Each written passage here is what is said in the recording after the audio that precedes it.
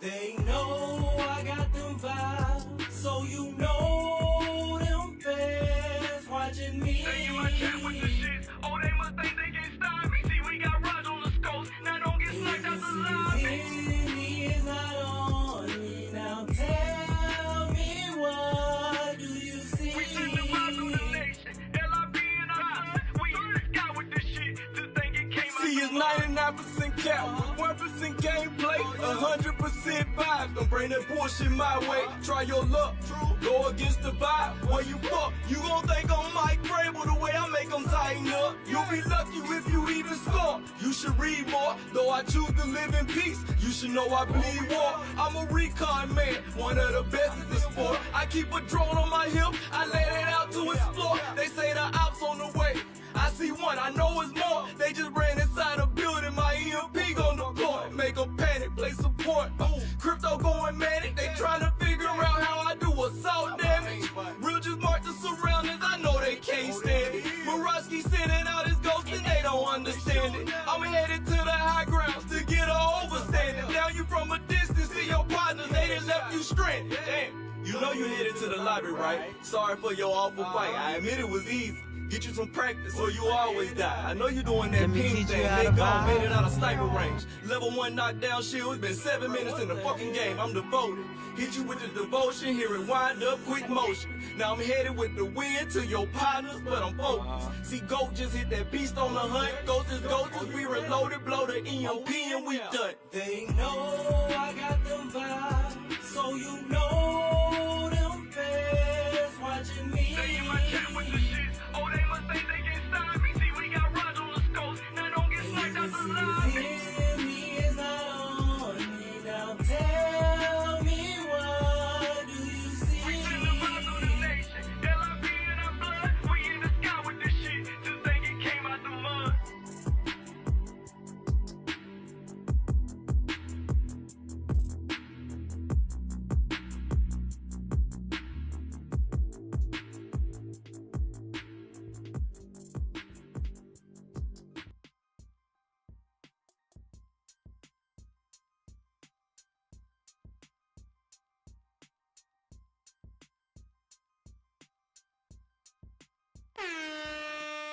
Dom DeMarco.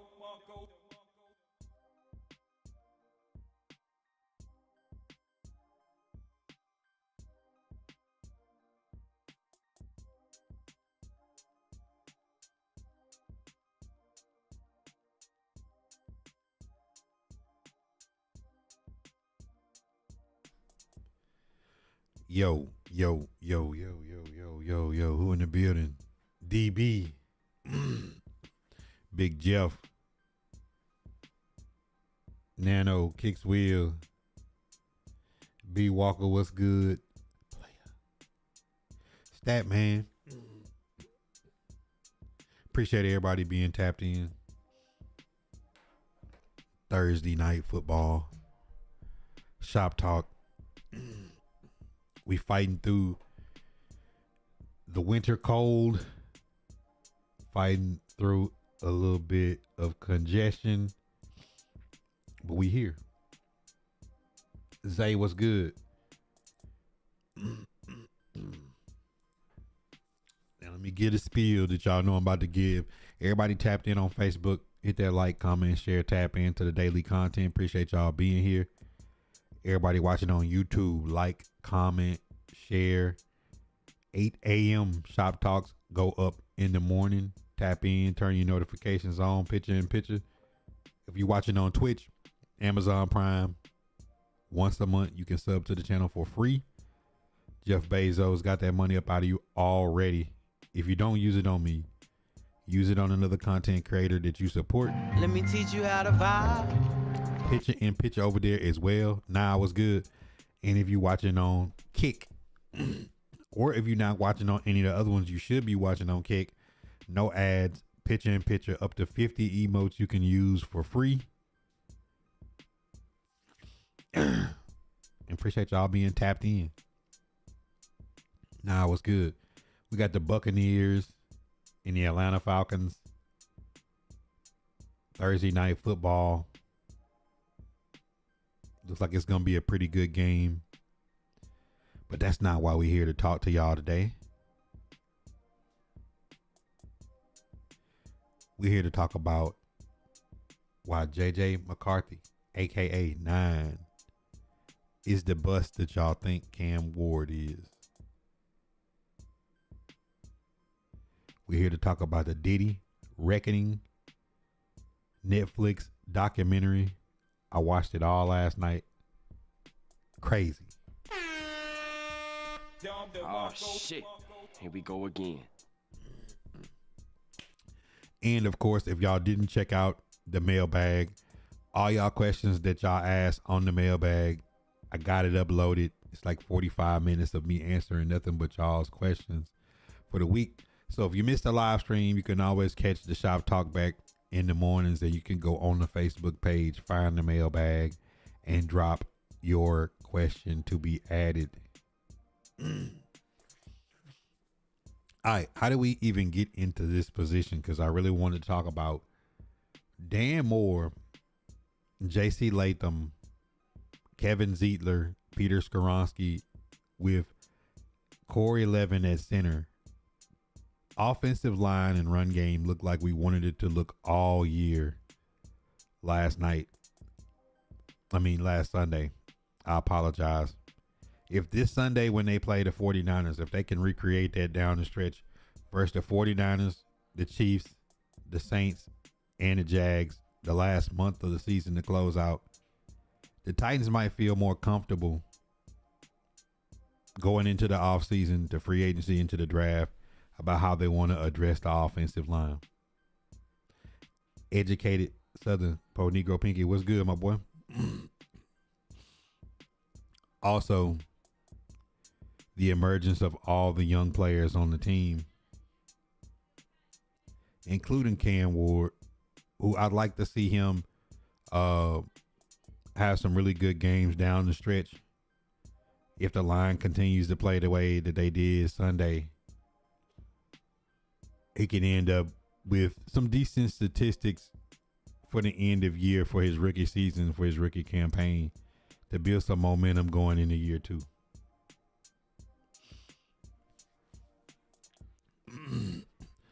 So I have to wake up every day to people with these newfound Cam Ward is a bust statistics. People trolling, trying to get clickbait out of the fan base, until I say, what was Troy Aikman's Let rookie me year teach you like? how to vibe. What's Peyton Manning's rookie year like? Last year we seen Jaden Daniels be an anomaly and go to the NFC Championship his rookie season. People thought that Drake May and Caleb Williams should have been further down. People that didn't watch them and didn't watch the tape. Bo Nix had a good year last year, making the playoffs. How about all these guys could be good given the right situation? Because then this year, Jaden Daniels gets beat up. Drake May looks like an MVP candidate, and Caleb Williams is at the top of his division. Them take but a little bit of effort and change, a little bit of culture coaching, and things put around him. So that's why I said y'all are treating Cam Ward and these rookies this year like they was JJ McCarthy, who seems to be the bust coming out of the last few years. Can't stay healthy.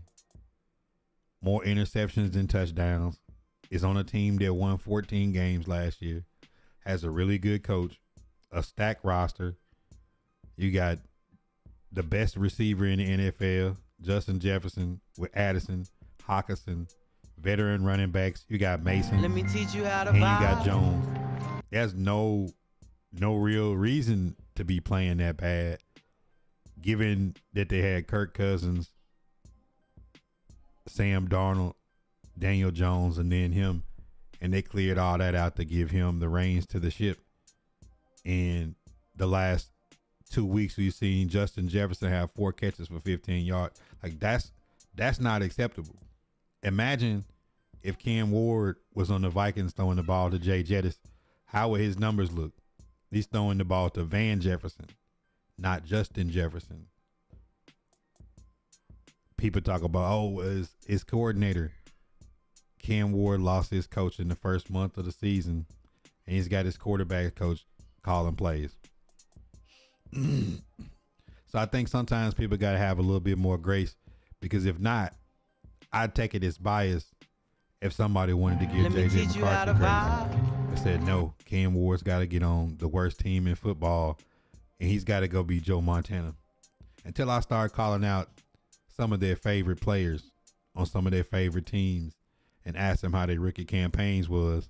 And then you say Troy Aikman at 9 touchdowns and 18 interceptions went 0-11 his rookie year. You know, sometimes you got to give a quarterback some grace, and you got to put some things around him, because it just so happens to be that this draft class, people have like this much grace until they wait a year and see the difference in a year for year two. For like, nobody thinks Jaden Daniels is a bust because he got injured this year. I didn't think Drake May and Caleb Williams was bust year one. They're on a three win Patriot team, and Caleb Williams was on the Bears. I didn't expect him to go turn the Bears around year one.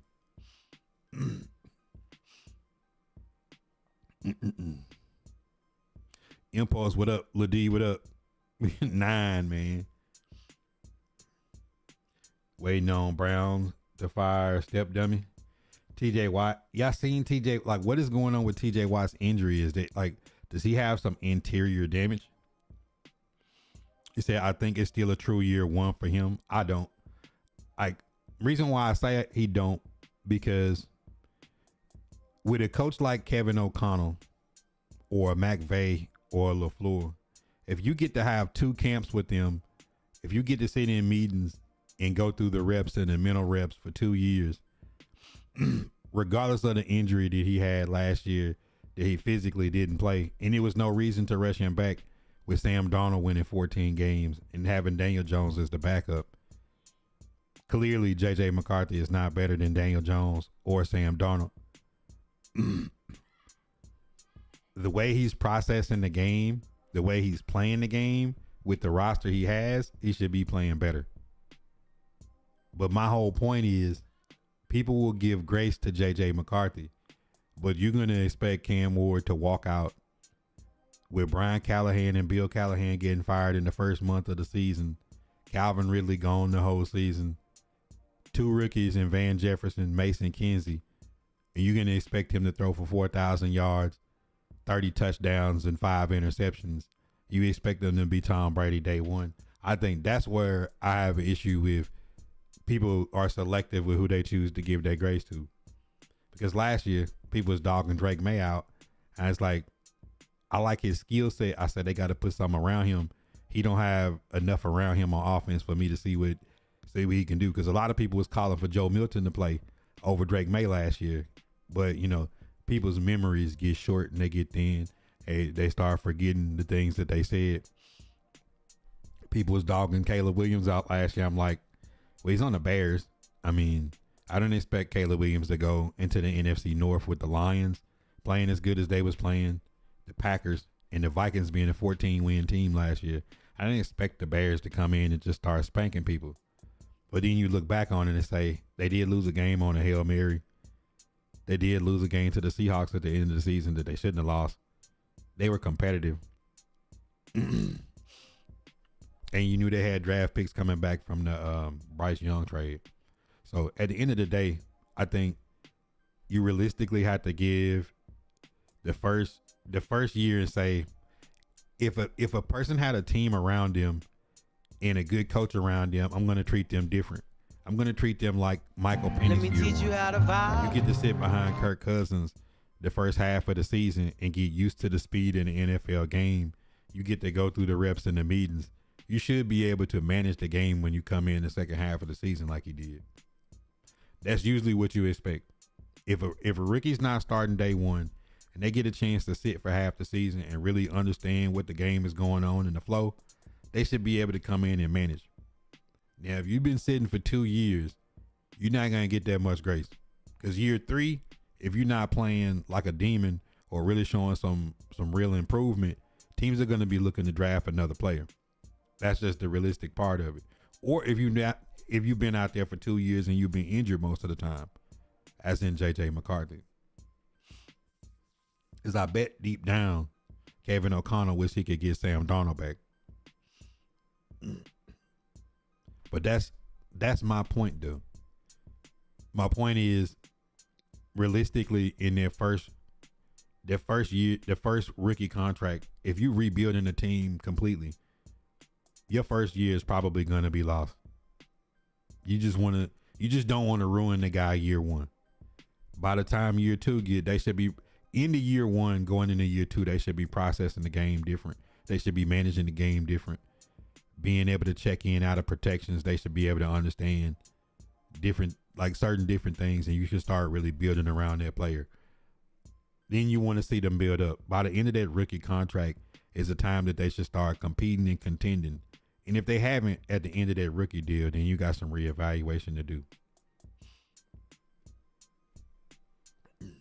I think that's fair.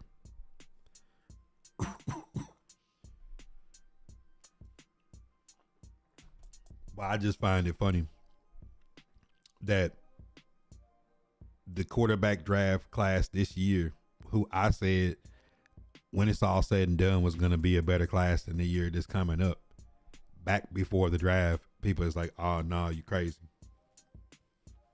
Now everybody that they say you should wait for, half them guys ain't even going to be coming out in the draft. Who's looking for Drew Aller? Who's looking for Cade Klubnik? Who's looking for Carson Beck now?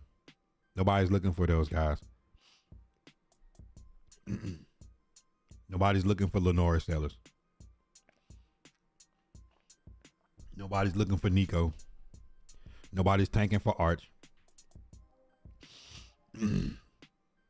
Now people is clamoring to see if Dante Moore and Ty Simpson are coming out, and Fernando Mendoza is probably going to be QB1.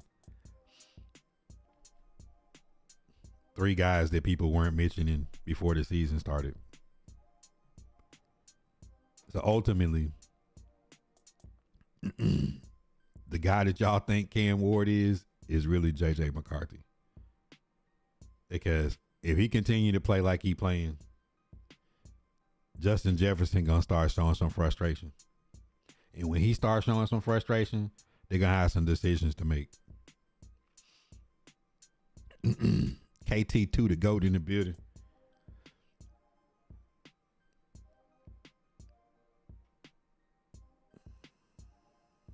Bro, why is you even bringing up Sharon Moore in the coaching job? Why?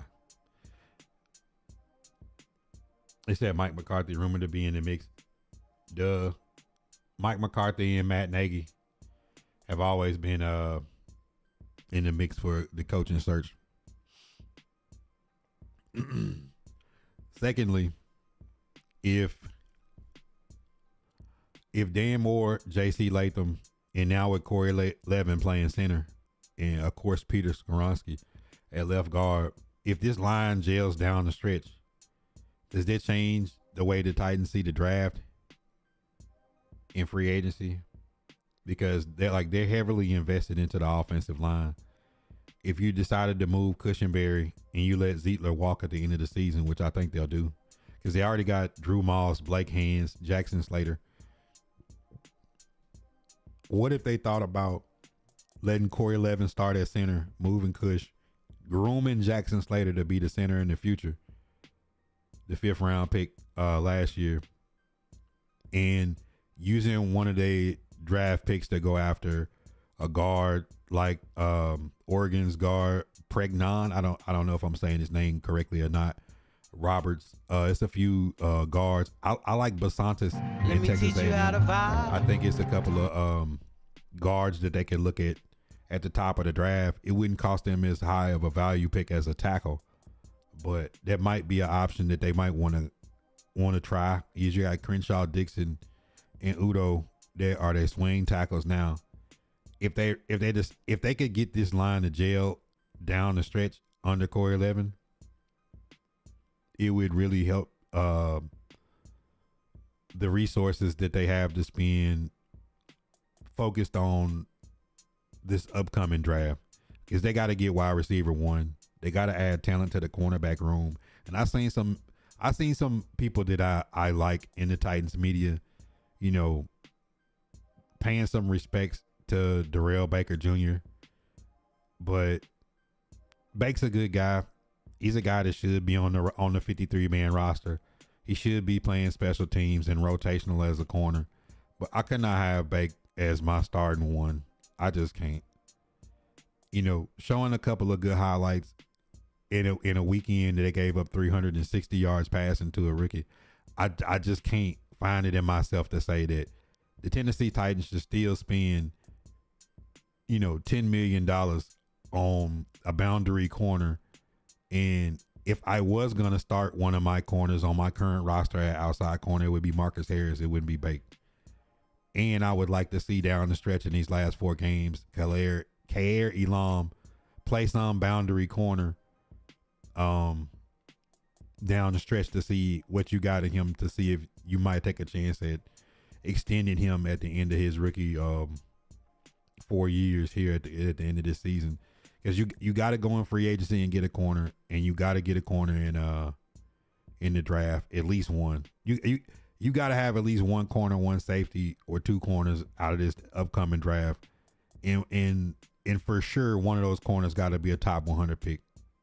They got to be a day 1, day 2 pick, preferably day 2, or the top of day 3. Like, for sure, have to add some talent to the cornerback room. They do. Now, if you're telling me that Bake, Amar Davis, and Elam is the last 3 corners on the roster, and Micah Robinson is playing corner, nickel, and special teams, and Marcus Harris is going to start, and we're going to have another guy, a high-value draft pick or free agent like Alontae Taylor, or I don't think Tariq Woolen is coming, but, you know, somebody to that caliber, if you added somebody like that, then I could go for it. Now, we don't know what's going to happen with Snead, but we can all kind of use deductive reasoning that with everything that's been going on, that anybody connected to Rand that hasn't worked out by now, like a Cedric Gray or Tavondre Sweat, is probably going to be out of here. That's why I think Kush might be gone too. That's why I think Kush might be gone too.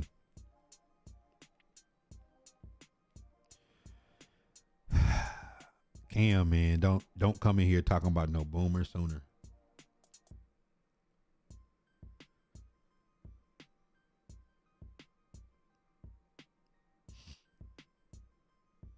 He said he's pushing the narrative tough. Nah, I'm just pushing back. This is the thing. I let people throw and throw and throw and throw. I'm like Floyd Mayweather. I stand in the corner with my elbow up, and I let people throw punches. And I'm not gonna throw no wild swinging punches. And I'm not going to swing at every punch in return.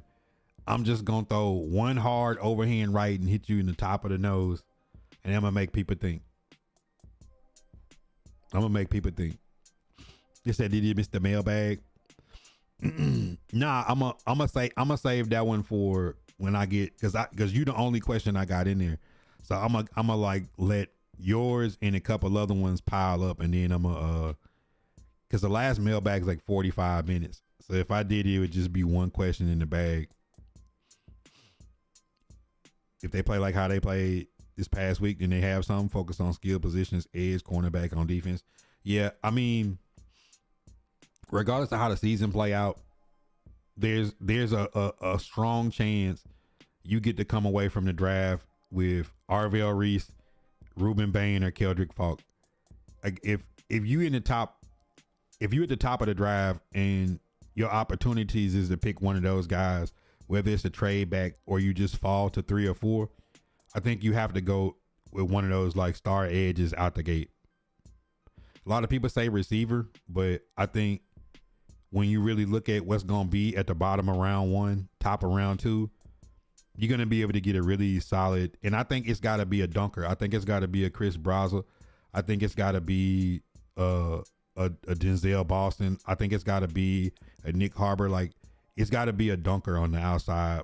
And if you can pull a Zachariah Branch or a Barian Brown or somebody later in, like a in and out cut speed guy then that'll be perfect. But I think the Tennessee Titans should not be spending money in free agency on receiver. You spend $20 million on Alec Pierce or Romeo Doubs. I just think that's too much of a reach. I don't think their ceilings is high enough that you should be spending that type of money. Like, we argue with AJ Brown over $16 to $20 million. I can't feel confident. They did it with me teach Calvin you how to Ridley. vibe. Calvin Ridley getting paid $28 million next year. Shout out to Reed. He's a Bama boy. I can't trip on that. But yeah, corner defensive back is kind of deep. Yeah, I like Jeremy Bernard, but I mean, I wouldn't want, like, Jeremy Bernard is not gonna come on the Titans and be the one. I want a dunker. I want somebody, Nico Collins, Tetroa McMillan. I need you to run 10 yards and do a comeback route. Mike Evans. I need somebody like that to dunk for, because Cam Ward need catch radius. You seen Van Jefferson not be able to come down with that pass wide open. Like, the Tennessee Titans need that 6'3", 6'4", outside dunk man. And, you know, if you got a Horton from Alabama later in the draft to put in rotation with A.O. Monter, DK, Restrepo, I'm cool with that.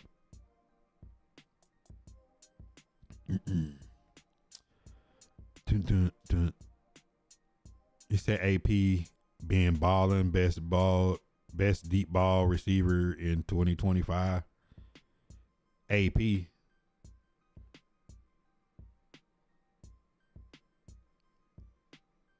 Who is AP? I'm confused.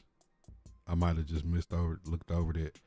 2 times that I think KC from A&M would be a good fit, but you're gonna have to take him in the first round. Concepcion is a guy you want to put in the slot and put in bubble screens, and like the Titans don't need that. Like, DK is their slot right now, and Restrepo is gonna be playing the slot in a bunch. They need that outside. When somebody go cover 0, cover 1, you need that George Pickens, you need that T. Higgins. Like, we get in the field goal range, we get on the 30, and you can press man me on the outside if you want to. You're gonna get dunked on. Like, Titans need that. A.O. Monter can do it, but he's not consistent enough to be a 1. I need somebody on the outside that's gonna dunk.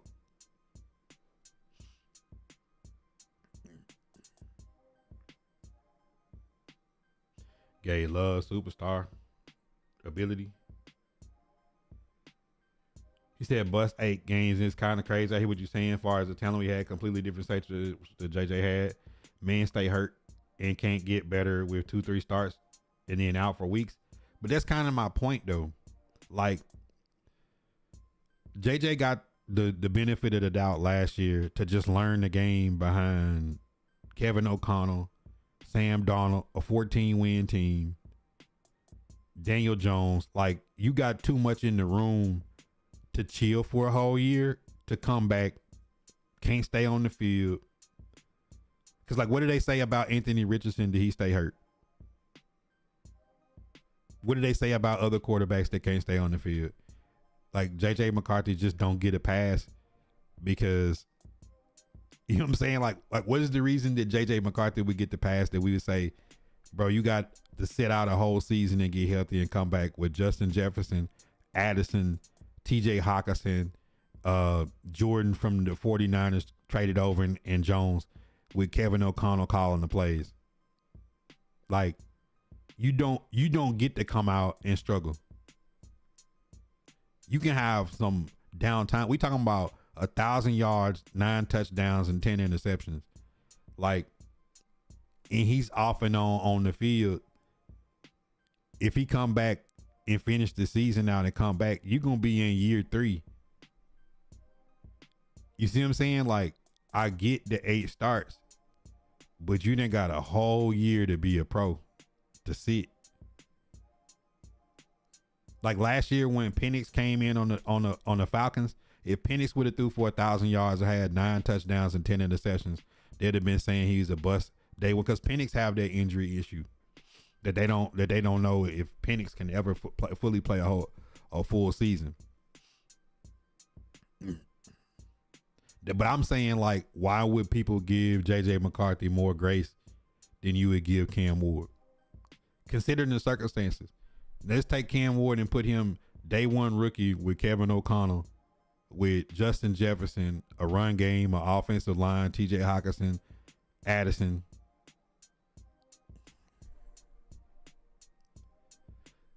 Yeah, I like Bernard too. He got the right complexion for the protection. See, I don't even like to go there because that's too easy. But I'm just saying, like,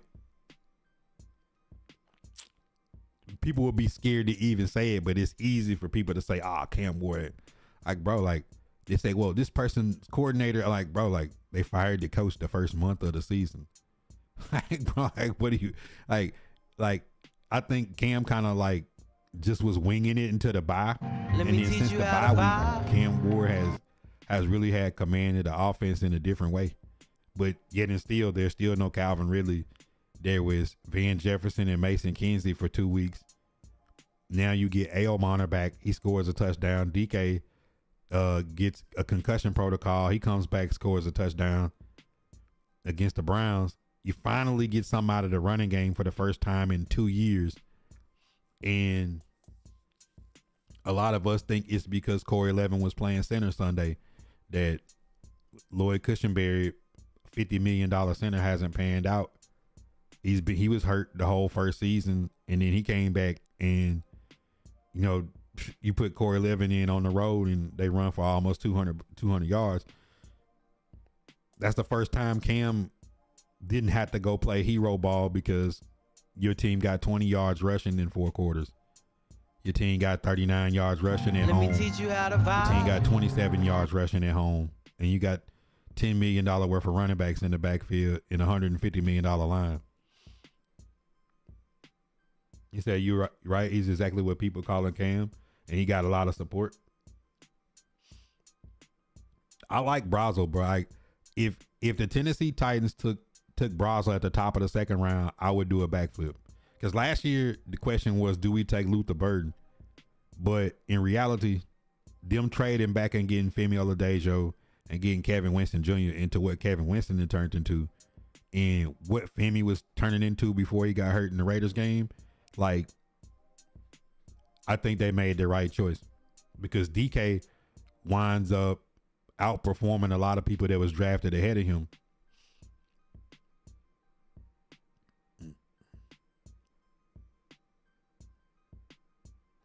Cute, but Pinky, I don't never like to take a debate and go straight race with it. I just like to go like player A, player B, because it's too easy to do that. Like I think that's a lazy debate. If I ever just went black and white, I'm specifically talking about the person because I was saying the way Drake May played against us last year and we beat the Patriots, and I was like, man, Drake May kind of cold, but he ain't got nothing. And then people was like, man, Joe Milton need to start. I'm like, Joe Milton nice too, but Drake May kind of cold, bro. He just ain't got nothing. You put something with Drake May year 2, what do you have? With a decent coach, a good offensive coordinator, and some talent around him. Like Caleb Williams was fine last year to me. I'm like, he just on the Bears, cause like they lost on the Hail Mary. They played a couple close games, put a little talent in the offensive minded coach around, and what happens? You win games. Driller. They gonna be hey man, you just gotta be humble, man. He said he bro 100%. Cam Ward takes is insane, especially with his circumstances. But that don't mean not to be critical of Cam Ward. His ball handling and him not getting in the right protections in the first half of the season was unacceptable. Just fumbling for no reason. But you fire his coach a month into the season. The run game coordinator, his dad is gone. The offensive coordinator is not calling the plays. The quarterback coach is. The interim coach don't know what's going on. You know what I'm saying? Like, Calvin really go out. It's like, man, what do we got? We can't run the ball. Offensive line, because really that first month of the season, after the first half of the first game versus the Broncos, J.C. Latham go out. The offensive line been like this since the first half of the Broncos. From the first half of the first game. JT Latham come back in month 2. Your coach gone. Your run game coordinator and offensive line coach gone. You put JC Latham back in. His first game is versus Max Crosby on the road. You see what I'm saying? It's like when the bye week hit, Cam Ward went the whole month of November without throwing an interception. He threw one against the Browns. That was a good play by Bush. He kind of baited him. But at the end of the day, his ball handling and security of the football and his play calling in and out of the huddle, getting into protections and making the right calls, like just to play how he operated the touchdown that Van Jefferson dropped, just to see it, call it, get the right protection, slide in the pocket the right way and get the pass off perfectly in the snow. Like, that's all I need to see. I need to see him operating like that. Now, he missed the touchdown to DK, but you're going to miss some of those. Some of those going to happen. I mean, your receivers go from Van Jefferson to Mason Kinsey turning around the wrong way and giving up a touchdown one week, to Mason Kinsey goes back to practice squad. DK comes back with Van Jefferson. Then you get A.O. Monter back. DK goes back to the slot. Van Jefferson dropping passes. Restrepo coming in. He's a familiar target. He's getting the first down every catch. He goes out for the season. Still no Ridley. You know what I'm saying? Like, I think that's going into year 2, you're going to be able to see, like, truly what Cam Ward is. And for him to navigate this season and just not completely be in the blue tent and not just being a turnover machine. Like, we seeing guys that's getting paid $40-50 million a year turn the ball over like it ain't nothing. You're seeing how the year that Geno Smith is having. Go look at some of these QBs and they sack numbers and holding the football and turning the ball over. Like, I done seen the growth I need to see.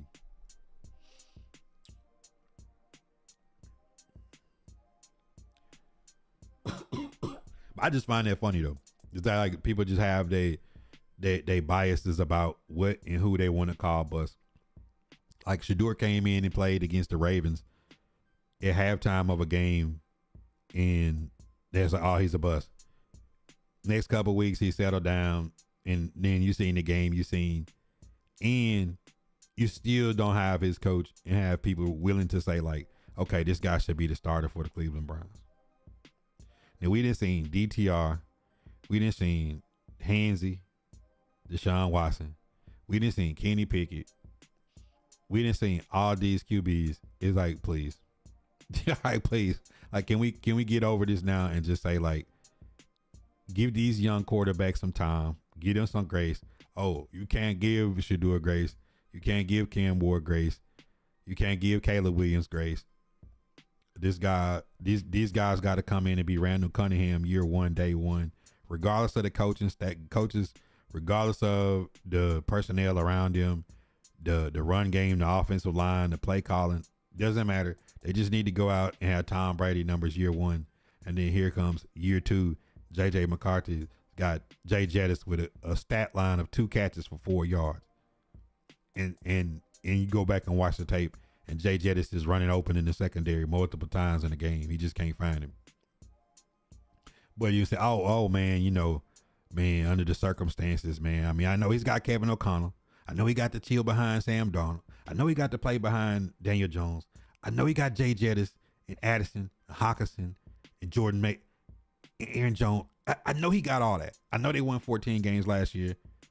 I know they had a down year, but the year before that they won 14 games. I know they got a really good roster. But I'm just saying, bro, like, you gotta give JJ McCarthy like 5-6 years, bro. I'm telling you. No. Like, no, it's not how it works, cuz like it's like we not going for that. We're not having it. It's gonna be even across the board.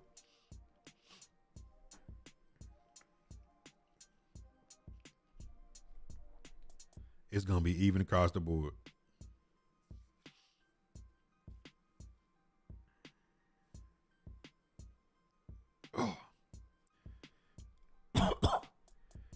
We was talking about, it said what's understood don't gotta be explained. Yeah, but I do think like if the Titans offensive line can gel down the stretch, like the way they approach this free agent period and the way they approach this draft, because really what you want to do is you want to get yourself in position to take the best player available. You don't want to be stuck having to try to fill a position, and then that's what's happening now. Like you expect JC Latham to just step in and be a first round pick and just be a mauler. He's going to be 10-year all pro tackle. You expect when you get a guy in the first and second round to just come in and be a game changer, but you can't change a 3-14 football team overnight. Like realistically, the Titans is going to have to take a long, hard look at the coach they bring in. They're going to have to take a long, hard look at the roster of the guys that should come back, the guys that it makes sense for them to bring back with the culture that they want to portray and build. And then they got to go into the draft, and you got to do what they did this year and get people that you can build around and be excited about.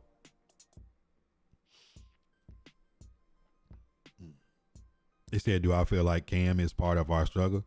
Nah, I think if like being realistic coming into the season, I told everybody like, bro, whether we get Cam, whether we get Shador, like however it Let me unfolds, teach you how to vibe. I said a great season would be 5 or 6 wins, and people thought I was crazy. Mr. Bad Take Sheed that be in my community, he was arguing me up and down. I said, bro, stop thinking about playoffs and 10 wins in AFC South. I said, if the Titans double their win total and win 5 or 6 games next year, it will be a miracle. Reason being is it's so many holes on the roster, and you got a new GM. He's not going to want none of Rand's people there. They finally laid out the hierarchy that is Amy, Burke Nihill, Chad Brinker, Mike Bergonzi, coach. Everybody felt like Brian Callahan should have been let go with Rand. If you're going to let Rand go, you got to let Brian go. Brian came back on the hot seat day one. You know you're going to play Denver on the road week 1. You coming back and playing the Rams. So you're going to play 2 playoff teams, and you're going to follow that up with the Texans and the Colts. Your first month with a rookie quarterback is going to be hell. Last week was the first week in the entire season that they had more rushing yards than their opponent. We talking about 39 yards, 27 yards, 25 yards, 56 yards, like low outputs, getting outran by 100, 200 yards a game. Your offensive line, JC Latham, you moved him to right tackle. He gets hurt the first half of the first game. You put John Ojukwu in. People didn't remember. They put John Ojukwu in. Dan Moore was struggling. John Ojukwu was struggling. Zietler was struggling. Lloyd Cushenberry, coming back off of a major surgery and injury from last year, was not 100%. You can't run the ball. You can't protect. Brian Callahan got in over his head, got stripped of play calling. He was a lame duck at that point. We waiting on him to get fired. He get fired in the Raiders game. Tyler Lockett walks away. Calvin Ridley's on IR. Devondre Sweat's on IR. L'Jarius Sneed goes on IR. Your number 1 corner gets indicted for allegedly being part of a drive-by shooting. Excuse me. Then on top of that, you trade Jarvis Brownlee Jr. for personal reasons to the Jets, and then Roger McCreary gets traded to the Rams. So you got a team that's got a bunch of moving parts, a bunch of young players, no direction, no coaching staff. You got your offensive coordinator getting skipped over by the quarterback's coach to be the play caller. So he's a lame duck, and you move the guy up under him in front of him, and then not knowing that they tried to keep Bill Callahan when they fired Brian, but he walked out. He said, no, sir. He's the run game coordinator and offensive line coach. The Titans have struggled at running the ball and protecting the quarterback this year. And they don't have the weapons on the outside with all the injuries. So it's like the first half of the season, Cam Ward having unforced turnovers was not helping himself. But who's teaching him? Is it Bo Hardegree? Is it Nick Holtz? Is it Brian Callahan was supposed to be there? Is it Bill Callahan? Like, who was supposed to be grooming this young quarterback? It's supposed to have been Brian Callahan. So you didn't just got him in no man's land. Then the bye week hits. You get the reset. Cam goes the whole month of November. No interceptions. You don't see him fumbling the ball. You see him playing cleaner, but you got Van Jefferson and Mason Kinsey starting their receiver. You still can't run the football. You playing close games with the Texans. You playing close games with the Seahawks. Every game you getting into the fourth quarter games, and that's just what it is. Like, you got your 6, 7, 8 string cornerbacks out there. You got, you know what I'm saying? You down to bare bones minimum at receiver. A.O. Monter just came back, but it's like you can't expect a bunch of rookies and a bunch of first year coaches to go out there when the head coach get fired to give you more than what you getting. Like, look at the Giants. Look at the Saints. Look at all the other teams that have fired coaches this year and in these situations. Like, I feel like Cam Ward has navigated and kept his mind focused on getting better week to week. He finished this year out the way he playing now. He'll have over 3,000 yards. He'll probably have 15, 16, 17 touchdowns. Probably have 10, 12 interceptions. And you'll be happy that he made it out the year without getting hurt and just growing and understanding the game. Then you got to go in the offseason and get him a coach. You got to get him some people to actually, some playmakers that he can get the ball to. Our 2 tight ends lead the team in catches right now. So you basically got a rookie year quarterback with no head coach, and you can't run the football. Who do you feel like will be a good head coach hire? It can't just be for Cam. Like, they got to say, like, who's the best 3 offensive coaches out there? Is it Joe Brady? Is it Matt Nagy? Is it Mike McCarthy? Whoever it is it Kubiak? Is it Mentor? Like, whoever you go in, they can't do what they did last time, which is bring one guy in and never let him leave. You got to go through all your candidates. You fired your coach early. Go through your 6 or 7 top guys. Let them lay out their plan of what they want to do, an offensive coordinator, what they want to do with Bones Fossil and Denard Wilson. Who are they retaining? Who they letting go? Who do they want to bring in? What's their game plan? How would they like the team to look? And the person's got to match with Mike Bergonzi, because whoever Mike Bergonzi is hiring, you got to attach to. You did this with getting rid of Malarkey to bring in Vrabel, to get rid of John Robinson, to hire Rand, to get rid of Vrabel, to hire Callahan, to get rid of Rand, to hire Mike Bergonzi, to now fire Callahan. Like, you got to stop doing this. You just got to let somebody marry up with Bergonzi and then just rock. And then see what you got. Because you need a coach that's going to coach the 53. Not just Cam Ward is going to be fine. The way his mental makeup, if y'all didn't see the Tubi movie, the documentary for Cam Ward, y'all got to go check it out. We watched it on stream one night. If you see the way his mental makeup is, you need a coach for the 53. You don't need a coach just for Cam Ward. Cam Ward will be fine. Who do I want? I want who got the best plan. I want who's hungry. You know, Mike McCarthy might be the best coach on the list, but he might not be hungry. He's already got a Super Bowl. He's already coached Aaron Rodgers. He's already coached the Green Bay Packers and the Dallas Cowboys. He might just be coming it might not be a challenge for him like that. You know, just because it didn't work out with Nagy and other places, I won't exclude him. I won't exclude Arthur Smith. I won't exclude Kubiak. I won't exclude Brian Flores. I won't exclude Mentor. Like, who are they going to bring in? I think that's like the major part of the coaching hire is like, who and what are you bringing with you? Like, what is your game plan? And whoever got the best game plan of what they want to roll out is who you roll with. You see, I understand edge rushing, but the offense need a boost. But if you're going to pick in the top 5, top 6, best player available is going to be Arvell Reese, Ruben Bain, or Keldrick Falk. If you telling me you taking a 6'4" to 6'6" edge rusher at 260, 270 pounds running a 4.5 40, that's going to scream off the edge, like, that's going to be the best player available. You could take a receiver and reach in the top 5 and get Carnell Tate or Jordan Tyson, but somebody could come behind you and pick Brazel or Chris Bell or Denzel Boston or Concepcion, and they be better.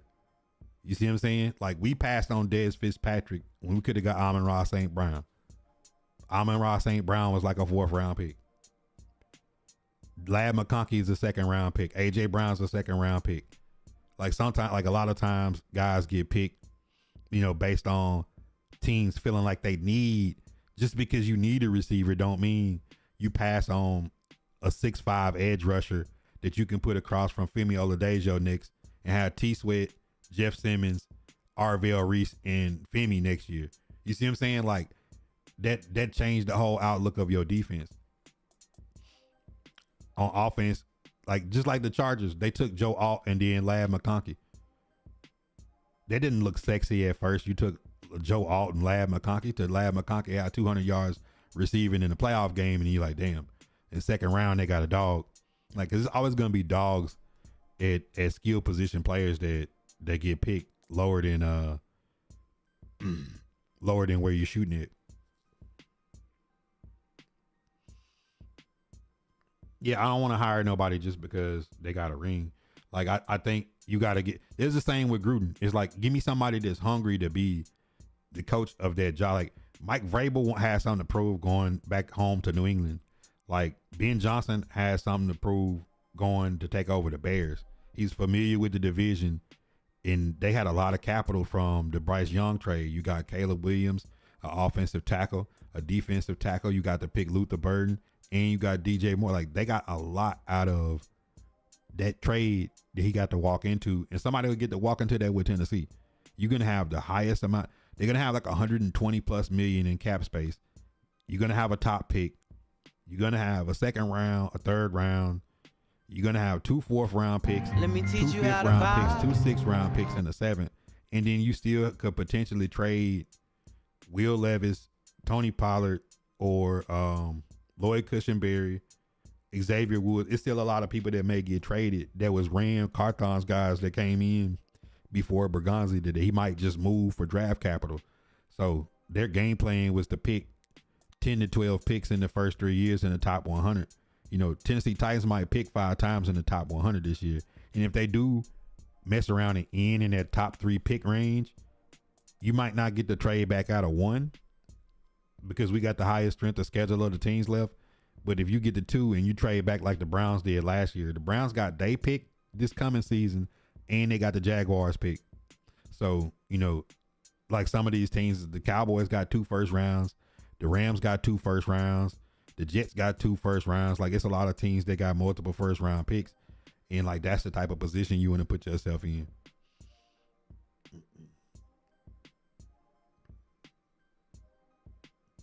It depends though, to Kyle. Like, if they trade back and it ain't top 5 like the Browns did last year, because, you know, the Browns traded back and got Mason Graham. Jaguars traded up and got Travis Hunter. So, like, it really depends on if Ty Simpson and Dante Moore come out.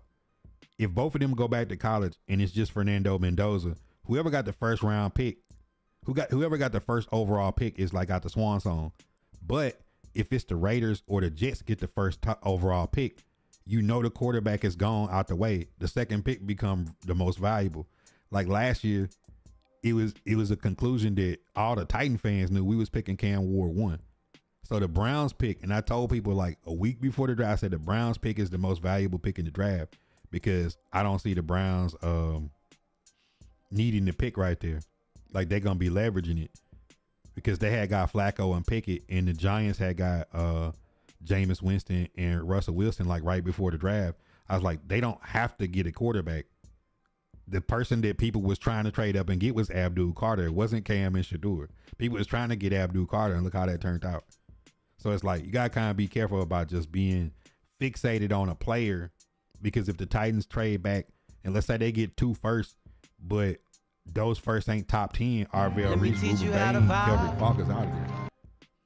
But then if you trade back in the 10 to 15 range, you got to start thinking, did Carnell Tate or Jeremiah Love fall? If Dan Moore and JC Latham jail down the stretch, the best guard ain't gonna be picked into the bottom of the first round or the top of the second. So I be thinking in those terms of, if the Titans trade back and get 2 first-round picks, but they out of the top 10, Arvell Reese, Ruben Bain, Keldrick Falk probably gone. If Carnell Tate or top cornerbacks probably right now is Mansour Delane and Jamal McCoy. Like, if you got top cornerback, certain type of guy sitting there laying around, Sauce Gardner type, like at the top in between 10 and 15, and you got 2 first rounders, you say, man, I'm finna get my wide receiver and cornerback, but we going best player available. So like, whoever the best one available is, like, you can't get stuck saying like, we gotta draft this position, then you wind up reaching. It said, get you Tyreek. Why would you want Tyreek Hill? Tyreek Hill has nothing. If you don't want a coach that has nothing to play for, why would you want a receiver that's got nothing to play for? Tyreek Hill done got $100 million. He got 20 kids. He got multiple championship rings. Like, he's been on the Chiefs in Miami, and what the hell is he gonna do in Nashville? I don't want Tyreek Hill. I don't. Now, if you told me Tariq Woolen, then like, if you talking about Tariq Woolen, give me Tariq Woolen. Not Tariq Hill.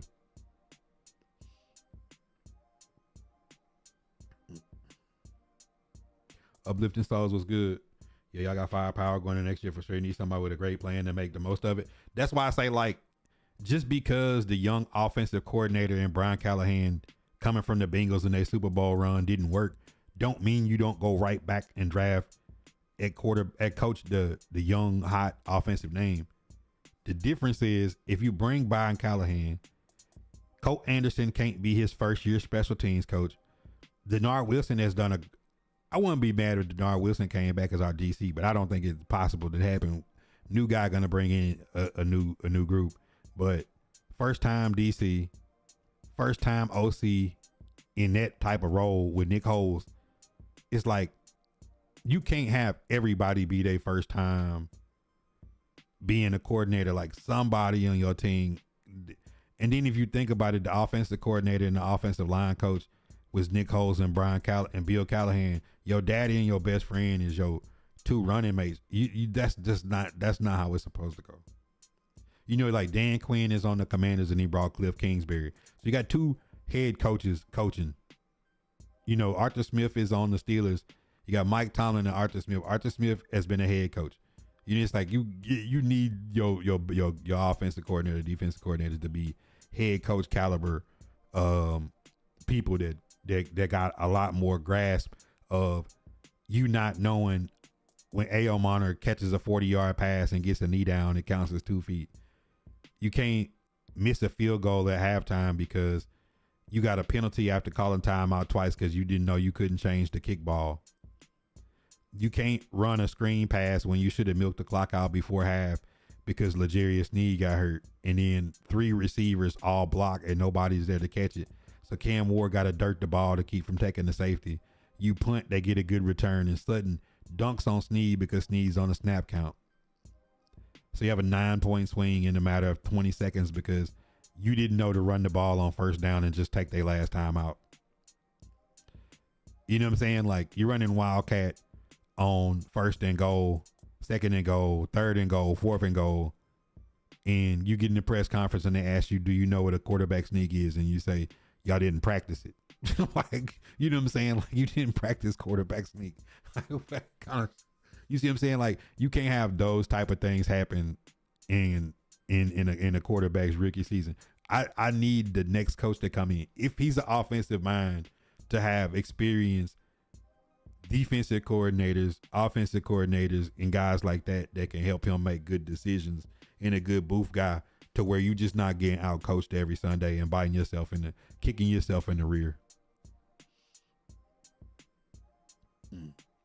He said, y'all think y'all should move Pollard and just rock with Spears?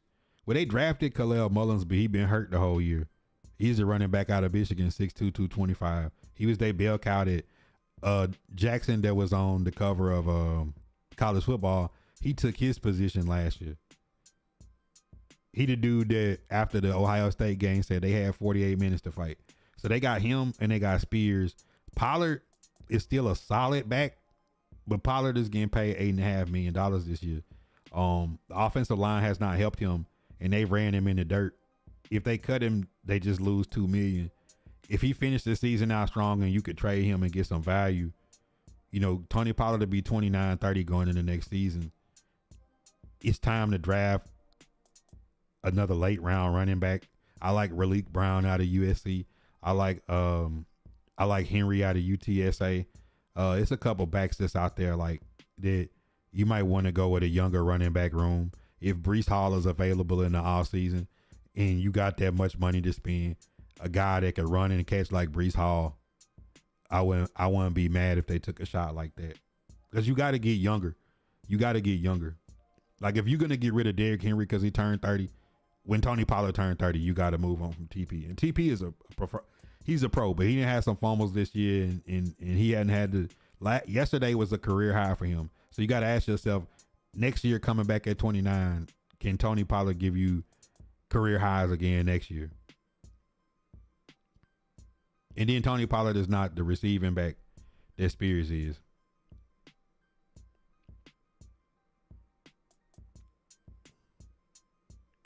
He said, man, how would the chips fall if we have a good of a class that we just had? We good? Yeah, for sure. Yeah, mailbag is still open. Like I told Impulse, he had a really good question. We went over it a little bit last night. But if y'all got more questions, dump. Then when I get like 3 or 4 of them in there, we'll do a mailbag because the last mailbag was good because it was the first one. It was like 45 minutes. You know, if I could get that mailbag to like 20 minutes, it would be good. But I don't want to do a mailbag with just one question. So it's like I was going to wait to let a couple questions get in there. Yeah, sure can. Wear has no idea how to run a sneak. Be out, man. That was the thing. Like then after after they had the press conference, when they telling him to run the sneak, you see the next like 2 or 3 times in the last couple of weeks they ran the sneak and got the first down. Like, bro, if you got a rookie quarterback and you don't have quarterback sneak in your arsenal, why does the fan base want him to run more as a quarterback if you won't run the quarterback sneak on 3rd and inches? You know what I'm saying? It's just, but that's like coaching that you could tell they've been overwhelmed and they just never thought about it. Like, what coach don't know to put quarterback sneak in the game plan? Like handing the ball off 6 yards deep with an offensive line that's struggling hasn't been working. So it's like, why wouldn't you just do that? Like even other teams, like, you know, Mark Andrews does it for the Ravens to save Lamar, and then, you know, you got tight ends that do it for the Steelers. Like some other teams just put their tight ends and run it. What's your ideal first draft pick? If they stay in the top 5 or they trade back and they're still in the top 5, Arvell Reese, Ruben Bain, Keldrick Falk, you got to look at one of those 3 guys. If you trade back past 10 and you're looking and you say like, is top defensive back on the board? Is Carnell Tate on the board? Is Jeremiah Love on the board? Or if you don't feel good about, in my latest mock draft I did, y'all can check out the video on YouTube. If you don't feel good about how the line gels down the stretch, you wouldn't be wrong to say, give me the best tackle in the draft. If everybody's chasing after edge rushers and quarterbacks, and receivers, let me get the best tackle in the draft. You know, Maui Goa, Fanu, Caden Proctor. Give me one of them guys. Let me get a Mauler up front, and not only will we move Cushenberry, we'll find a way to move Dan Moore. If you could trade Dennis Daly, you could trade Dan Moore. You see what I'm saying? Like, that would be my ideal way. Now, that's just who the coach is. How does this offensive line gel down the stretch? When you do get to the draft, like Chris Bell got hurt and is undergoing surgery. So he was a 1st round draft pick that's going to fall with his injury, depending on how much he's recovered by the time draft. Nobody's burning a 1st round draft pick for somebody to sit. Kind of like how Will Johnson last year on the Cardinals was going to be a top 10 pick, and then he falls down to the Cardinals in the 2nd round. Like, it could be some situations like that by the time we get to the draft, it's going to kind of like the combine. You know, Nick Harbor is low on the AI boards, but by the time we get to the draft, guy runs for a 4.2 40 at 6'5". Somebody's gonna take a shot at some of these guys that's gonna have some freakish talent. Remember Xavier Worthy came out and run the fastest combine ever and pushed himself into the first round. You gonna have some guys that's gonna combine themselves up, and you got some injuries and some off the field stuff. Like last year, rest in peace, I had Kyron Lacey on my first mock, and somebody was making fun of it. I'm like, bro, like the kid is dead. And then it came out that he had been framed and set up. It's like, man, how you making fun of a kid that took their own life? And the guy was definitely an NFL talent, but nonetheless, it's just to say like a lot is going to change. It's going to be very fluid. But my ideal draft is if you stay in that top 5 range, you got to get one of those elite edge rushers. If you fall outside of that top 10 range, you got to go best player available, whether it's a day one starting cornerback, whether it's the best receiver that's on the board, whether it's, you know, Carnell Tate, if Jeremiah Love is sitting there, or if you don't like the way the line looks and you want to say, F it, let me get the best tackle in the draft, because the Saints did it last year with Kelvin Banks, Will Campbell to the Patriots last year. You know, if somebody takes a high offensive lineman, you know, the Cowboys did it with Booker. Like, you can't be mad if somebody say, man, listen, the guy we want off the board, give me the best lineman out here. So that's how I got my mocks up on my YouTube and on my page on my Facebook, but that's how I would approach it. Because the Titans got so many holes to fill, and I don't see, and the reason why I say that is the Titans are gonna have to build in the draft. We're nobody's destination. Titan fans got to get over it. Like Tariq Woolen, Jalen Phillips, Watson, George Pickens, none of these top free agents is signing in Nashville. Like, why would they? You know what I'm saying? Like, don't know who the coach gonna be, don't know what the scheme's gonna be. Let me go to a big market team. Tennessee Titans had no primetime games with the first overall pick this year for a good reason. You know what I'm saying? Like, the new stadium won't be to the next year. Like, if I'm a free agent, I'm going to play on the Eagles or the Chiefs or somebody, or the Bills. I'm not gonna spend my prime of my career rebuilding the Tennessee Titans. And that's a fair thing. So the Titans have to get Sebastian Joseph Days, and if Kier Elam plays better on the Titans as a rotational guy, you might can get him cheap, a former first round draft pick. You know, Titans have to go after people like that. You know, you had to go over. You can't get that $25-30 million, because usually when we get those guys, it's the luxurious need. He already got a ring. He got nothing to play for. You know what I'm saying? Calvin Ridley came in, you know, like guys that other teams, you know, kind of had their question marks about. Tennessee Titans can't be paying the bad team tax no more. You just got to get supplemental guys and develop. But Mullen's been hurt all year, so we haven't even got, like, the last 2 weeks is the first 2 weeks he's been active all season, so we haven't really got to see him, you know, one cut, put his foot in the dirt and see what he got. Because when we drafted him, I was looking at Ollie Gordon on the board when I did the draft stream, and I'm like, man, Ollie Gordon's still out there. Then the Dolphins got Ollie Gordon, and we got Khalil Mullins. So I was like, all right, it's the same player.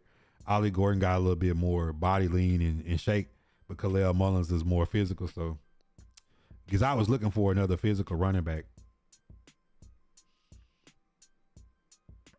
Can you be my video editor? I do my own stuff, but I appreciate it though. Do you go after receivers in free? Nah, because like George Pickens is the best receiver in free agency. He's gonna get franchise tagged by the Cowboys. They're gonna work something out, right? George Pickens is not coming. If you getting rid of Jarvis Brownlee Jr. and guys like that because you say they're not character fits, George Pickens is not gonna be the character fit, nor is he gonna want to come to the Titans, right? You gonna wind up spending $20-25 million on Alex Pierce or Romeo Doubs. I'm good. I'm straight. Just bring back DK in the slot, A.O. Monner at the 2, Restrepo. Maybe you can put Prochet or Van Jefferson on the practice squad and special teams as rotational guys as the 6th receiver. But give me wide receiver 1 in the first or second round in this upcoming draft. Like, look at the Panthers. Tetroa McMillan, Xavier Leggett, Coker, Horn. They built they had Renfro. Like, they built their guys, Jatavian Sanders at tight end. Like, build you some young guys out. You know, Emeka Igbuka, Jackson Smith and Jigga, Horton. Then they went and got Shaheed. But Shaheed don't come to them if they ain't already, like, got Cooper Kupp, Jackson Smith and Jigba and Horton. Like, you kind of got to go that way. Because, like, let's say the Titans was to, like, draft Brazel in the second round, and right around pick 100 got Zachariah Branch. Mix that with Restrepo, Chim DK, and Ailmana. We got a nice little young rotation of goons. You know, like, but say Zachariah Branch off the board, but you got Denzel Boston top of the second round. So you got Denzel Boston and Chris Bell fell and you picked him up, or you got Horton out of Alabama. Like, boom, give me two 6'3" receivers on the outside with Ailmana, DK, and Strep. Like, okay, you know what I'm saying? Like, I'd rather go that route than you're gonna spend $20 million on Romeo Doubs or $20 million on Alec Pierce. Like, these guys ain't ones on the team that they own. So, like, if I spent 25 million, it better be a AJ Brown or a T Higgins or somebody, like, and those guys just ain't signing in Nashville.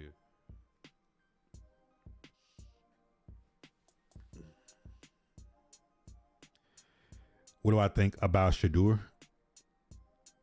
I love Shedeur. Coming out of the draft, I said that this draft class would be better than the one that's upcoming. People argue me up and down. I said, you got Cam, you got Shedeur in Senior Bowl. Titans get a week with him. Then you get your private sessions with Cam Ward for about a week, half a week.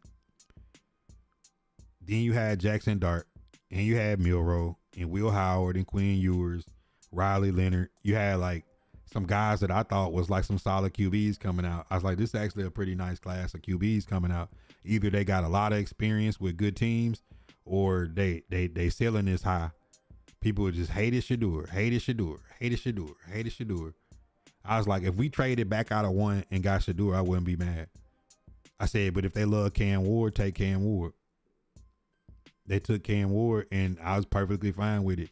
But this is the thing. People think just because I like Cam Ward, I can still like Shedeur, and I can like Jackson Dart, and I can hope Milroe gets a shot after, because Milroe needed time to sit behind. Like, I hope Will Howard is getting to develop behind Aaron Rodgers. He's got to be better than Mason Rudolph.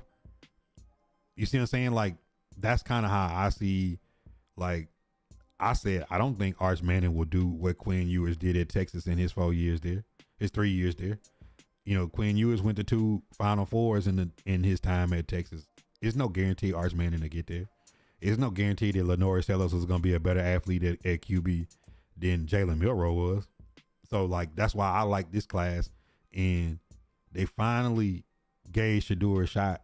And I'm glad he played well and balled, because it could be just like last year's class. Oh, Jaden Daniels is the beauty of the crown ball.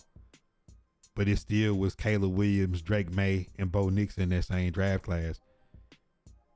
You see what I'm saying? Like, then Jaden Daniels got hurt this year. Drake May and Caleb Williams and Bo Nix all in ascended. Like, all of them could be good. They just got to be in the right situation. I like Shedeur though. And for the Browns, like despite themselves or whatever they're doing, like, he's exactly what they need. They need somebody that their fan base can be excited about. Cam Ward is exactly what the Titans need. Yes, you won the game in Cleveland. Yes, he's mad at the podium because he know that it could be better than 2-11.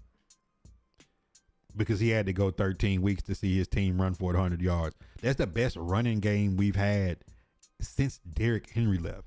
Just keep that in mind. It's been 3 years since the Tennessee Titans had a running game in the NFL like that. That's the best game they've had in 3 years, running the football. You had to go back to 2022 to say the last time the Titans ran the football like that. Titans go 3 years without having a good running day. Sounds crazy. And you got a rookie quarterback with a struggling line, with a coaching staff that's all know they gone in 4 weeks. You don't have the talent at receiver. Your best receivers are tight ends. So for Cam Ward, it's exactly what the Titan fan base need. Like, your standard has to go up. You know what I'm saying? Like, a 2-point win against the Browns is nothing you should be celebrating about. You should be saying, like, next year we need to be competing in every game we. Some of these teams take a lot of work to get on.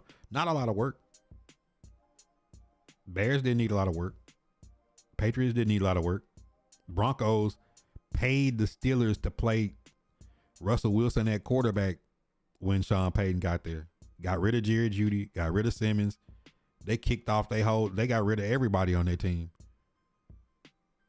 You know what I'm saying? Like, Mike Vrabel got 7 former Titans in one draft class. His attitude is just like what you bring in.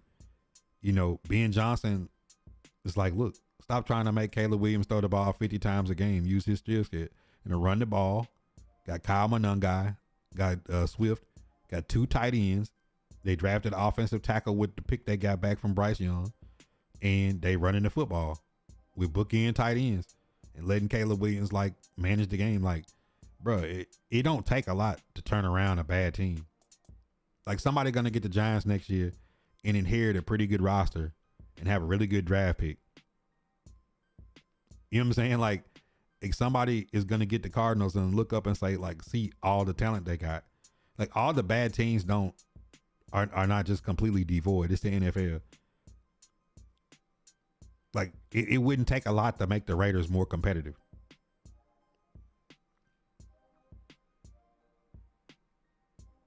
Sean Payton in 2 years completely rebuilt the team and look at them go. I mean, like, the Patriots was 1 year. The Bears is 1 year. The Broncos was 1 year. And I don't mean 1 year and they gonna go to the conference championship, because that's like a 10-year type of thing. It usually take 5 or 10 years for a team to get to conference championship when you fully rebuilding. Look at the Texans. Texans was 2-15, fired Lovie Smith, drafted C.J. Stroud and Will Anderson back to back, and look at them. You know what I'm saying? Like, it really don't take a lot other than one offseason to say, we're going to be physical. We're not going to have penalties. We're going to run the football. We're going to stop the run. My quarterback, like Jim Harbaugh got the Chargers. We not having Justin Herbert throw it 50 times a game. He going to throw 25, 30 times a game. They went and got a bunch of running backs. They drafted nothing but offensive linemen. You know what I'm saying? And, like, that's what you getting out of these teams that's turning it around is like, bro, it's identity. Gonna run the football, gonna stop the run, and be good on defense. Not gonna turn the ball over and have penalties. Special teams is gonna give them a joke. And, like, they're going to play solid football and not beat themselves. And then you see the young talent start to grow. You see Bo Nix start to grow. You see Caleb Williams start to grow. You see Jaden Daniels start to grow. You see Drake May start to grow. Like, you see those happen in those teams that just do the simple things. The Cardinals, first 5 games, they had a lead in the fourth quarter on every game and lost them all. They had us beat and fumbled the ball running into the end zone. That's on the coach. It's just the mentality of the team. Like, the Patriots went like 12, 13 weeks where, like, they didn't give up over 50 yards rushing to a running back. What does that mean? You know what I'm saying? Like, you not running the ball. And then on the other side, Travion Henderson running up and down the field. Like, sometimes that's all it takes. Like, to compete, it just take 1 year. To contend, you're going to take 2 or 3 years to contend. And when I mean contend, I mean get to the conference championship game. I don't mean just win your division. Because winning the division could be a fluke year. Could be injuries. You could get lucky. I mean, look, Duke won the ACC at 7-5. I know that's college football. It's just to say you could have a fluke year and do something like that. Same in the NFL, but to get to the conference championship mean when you got there, you beat good teams too. Because we always see teams play good in the regular season, get to the postseason and watch Mahomes and Josh Allen and the Eagles and the Rams, these same old teams put belt on them in the playoffs. So, like, that's what you gotta kind of look at.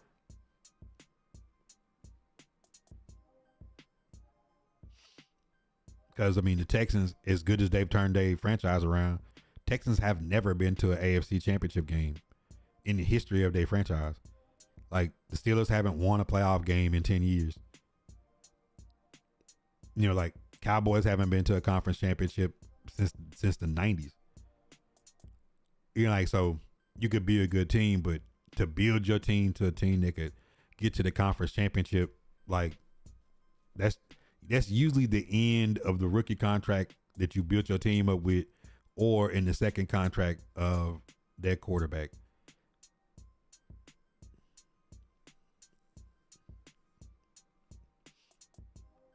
That's why when people talk about Cam Ward, I'm like, bro, like, tell me your favorite team, and I'll tell you all their favorite quarterbacks that those teams drafted.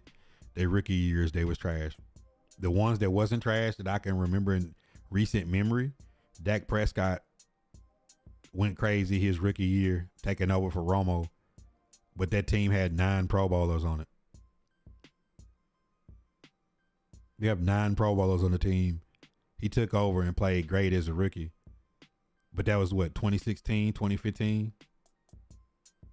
Cowboys haven't been no NFC championship games in that decade, even with what they already had and built. You know, like, Eagles then went up and down, and now they up in between that time. Like, Commanders went to the NFC championship with Jaden Daniels year 1. How long is it going to take the Commanders to get back to the NFC championship? The Giants, how long is it going to take the Giants to get to the NFC championship? The Falcons, the Saints, the Bucks, Panthers. Panthers ain't done it since Cam Newton. You know what I'm saying? Like, forget just winning the NFC South. What does that mean? You know what I'm saying? Like, the NFC, the Lions got there. Like, the Bears, like, how long it's been since the Bears been there? The Packers was this close with Jordan Love. He did 360 no scope on the Niners. God knows why he threw that ball.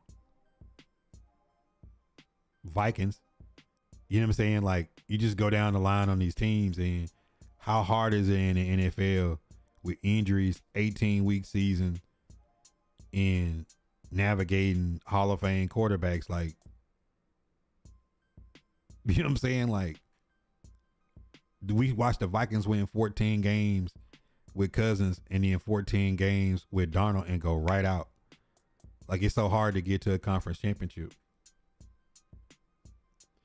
I don't think the Commanders took a step back. I just think if Jaden Daniels got hurt, Austin Eckler had an injury, as soon as they traded Brian Robinson, like, this is just going to be a year. I ain't going to say it's like a step back. It's just like, sometimes that happens. You know, like the Bengals, like, if Joe Burrow go out, like, this year for the Ravens, Lamar went out for like a 5-6 week stretch.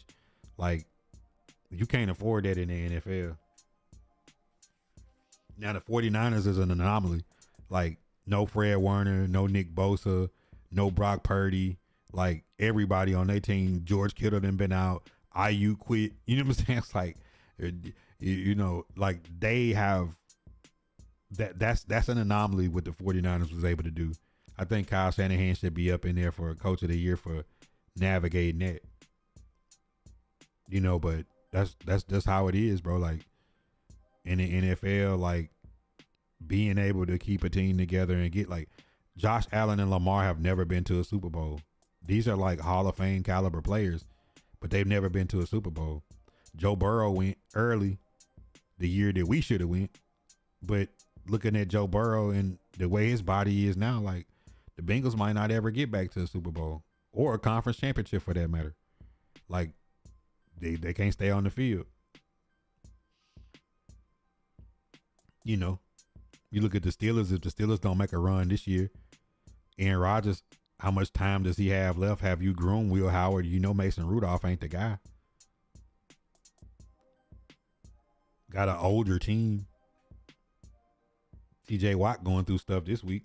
You know, it's like, that's just the cyclical part of just put something together that you can put yourself in a puncher's chance to go for a conference championship. So when I seen like all the Colts fans losing their mind, like, bro, you know how hard it is to get yourself in a position to where you could make a run at a conference championship? You got to go all in. I guess some teams this year, like Seahawks, I guess some teams that should be absolutely going after Shaheed. You know what I'm saying? Like this y'all shot. Like we might get to the postseason with no Lamar Jackson and no Patrick Mahomes in the AFC. You know, like in the NFC, like we don't know how many teams are going to be healthy when they get there. Like this could be a year for an NFC North team or NFC West team. You know what I'm saying? Like this might be the year no NFC East and no NFC South. Like the Buccaneers might not have enough people. You know what I'm saying? Like this is a year team that nobody was really expecting to be able to take their shot. If the Texans sneak in with that defense they got, you know, like who knows what they could do. Laz, what up? Coach said Suave, Tyke, AK, Driller, Comedy 2 times. Trying to make sure I say what's up to everybody.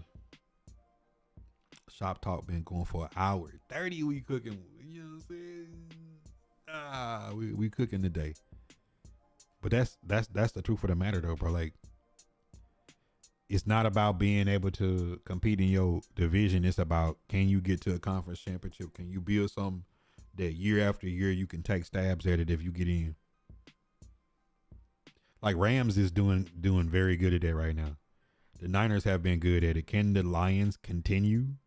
Are the Packers going to be able to push back? Are the Bears going to be able to push back? Can the Bucks get over the hump? I don't know if they're going to be healthy enough to. Can the Eagles get their offense back in line? Because, I mean, you still get to the playoffs and the Eagles could get their offensive line. And you in January trying to stop Saquon Barkley and tush push and when it's cold outside. So it's going to be interesting. Like, no Lamar, no Mahomes. AFC got to be saying, like, is this Josh Allen's year? Even though I don't feel like the Bills got the talent outside. Like James Cook is amazing. They tight ends is amazing. Shakir is good, but you know, they need that dog at receiver on the outside.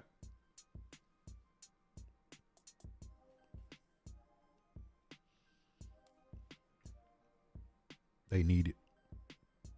And the Tennessee Titans got to go get it in this year's draft.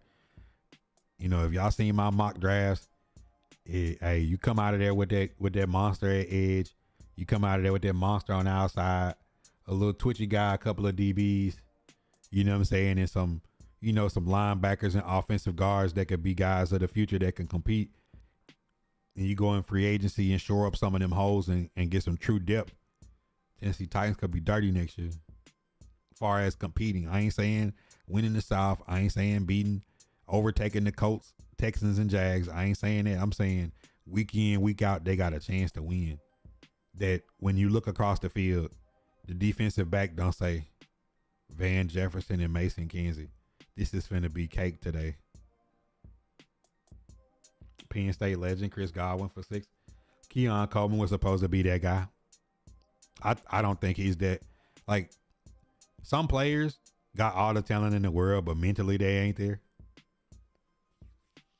He seemed like he gonna have to mature quick because the team that he playing on ain't no team that he can develop with. He got a team that, like, bro, they in a win now mode. You know what I'm saying? Like, they need you to be a dog. You know what I'm saying? Like, they need you to go up and dunk on people week in, week out. Because that's the thing about playing on a team that's in a window. Like, they need you to go shine. You know, and I made the video about George Pickens. If y'all ain't seen that pod, go check that one out. It's like, okay, CeeDee Lamb go down. You want to be the number one. Go dunk. This a meaningful game. Oh, you ain't dunking? You know what I'm saying? Like, you frustrated? You double team? Like, CeeDee Lamb been getting double teamed since Amari Cooper left, bro. Like, yeah, like, go shine, man. It's your time to show people that if you getting double teamed, you still gonna get yours. You know, Mike Evans, a decade of 1,000-yard seasons. Like, you thinking ain't some seasons when Godwin and nobody else was out there, and Mike Evans say, I'm still finna get this 100. You know what I'm saying? I don't give a damn how many people you put on me, man. I'm finna go get the ball. Throw it up. Good old Randy Moss. Chunk it up there, dog. You know what I'm saying? Randy Moss say, just chunk it up there, dog. I'm out there somewhere.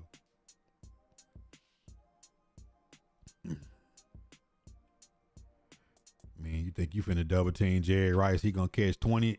He gonna catch 25-yard slants if he gotta get it to get that 100. You know what I'm saying? Hey, if you really him, you gonna go get it.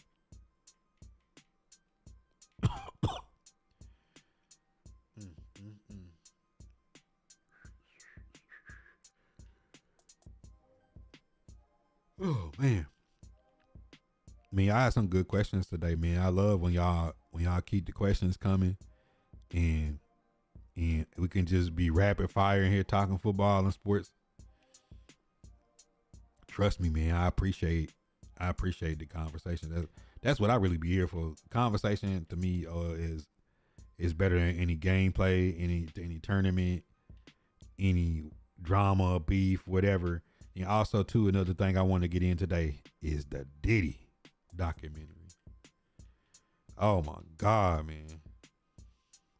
Oh shit. Here we go again. The Diddy documentary. Let me teach you how to vibe. I ain't gonna cap. Juan Carlos, what up? When I first seen it, all the stuff I say, all right, is they Bill Cosby in this boy or what's going on for real? Is he getting Bill Cosby or he really got something going on? Bro, you watch that documentary. I ain't saying everything that happened was true. But I'm saying I'm saying everything in there can't be a lie. Like some things and some patterns and stuff is just like, all right, bro. Listen, I ain't saying that other people don't do these and other races don't do this and other superstars haven't done this, but yeah, cuz you bugging. Thoughts on Cam Newton saying he mad at the coach? That's just Cam Newton doing what Cam Newton do.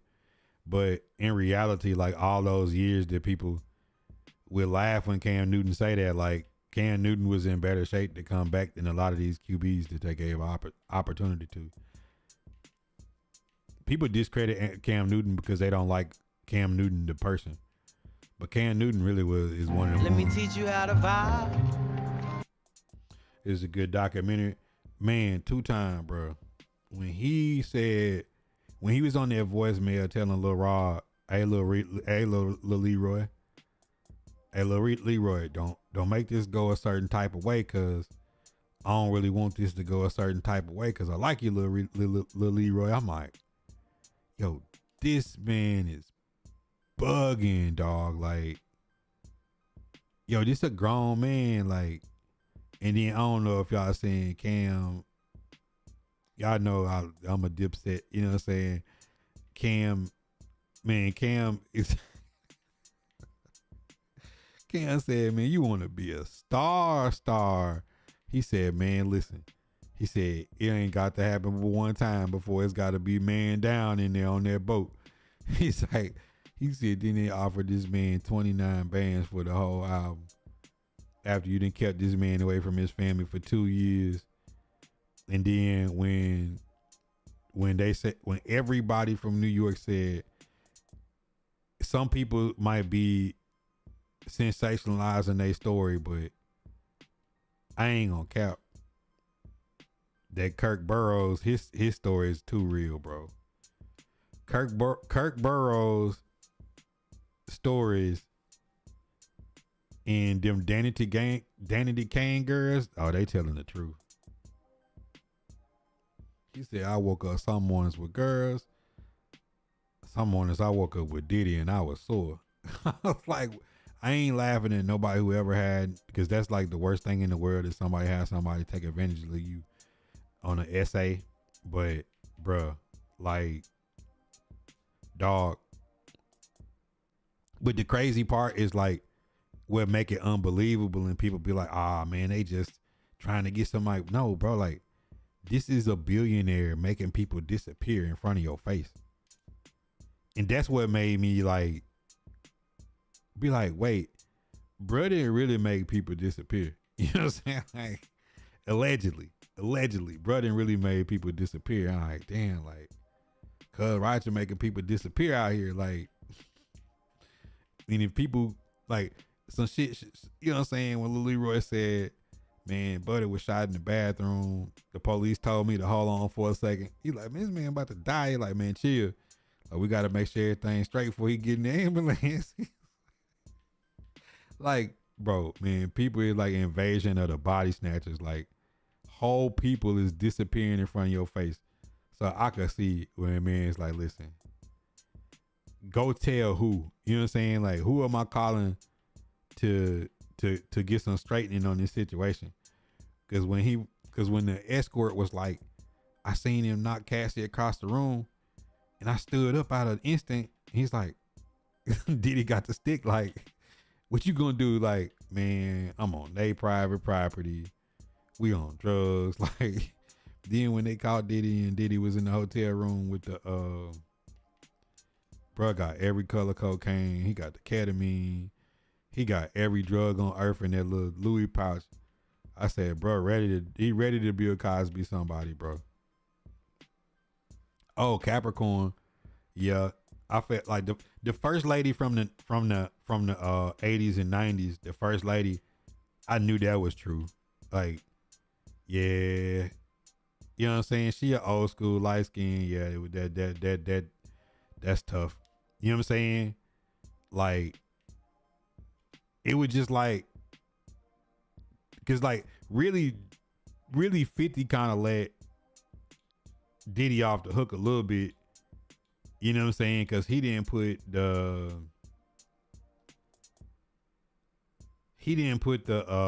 Wale shit on there. Like, it's a lot of shit that, you know, if you keep up with the culture, you known that happened over the years. You like, yeah, it's a lot of little stories and shit they left out.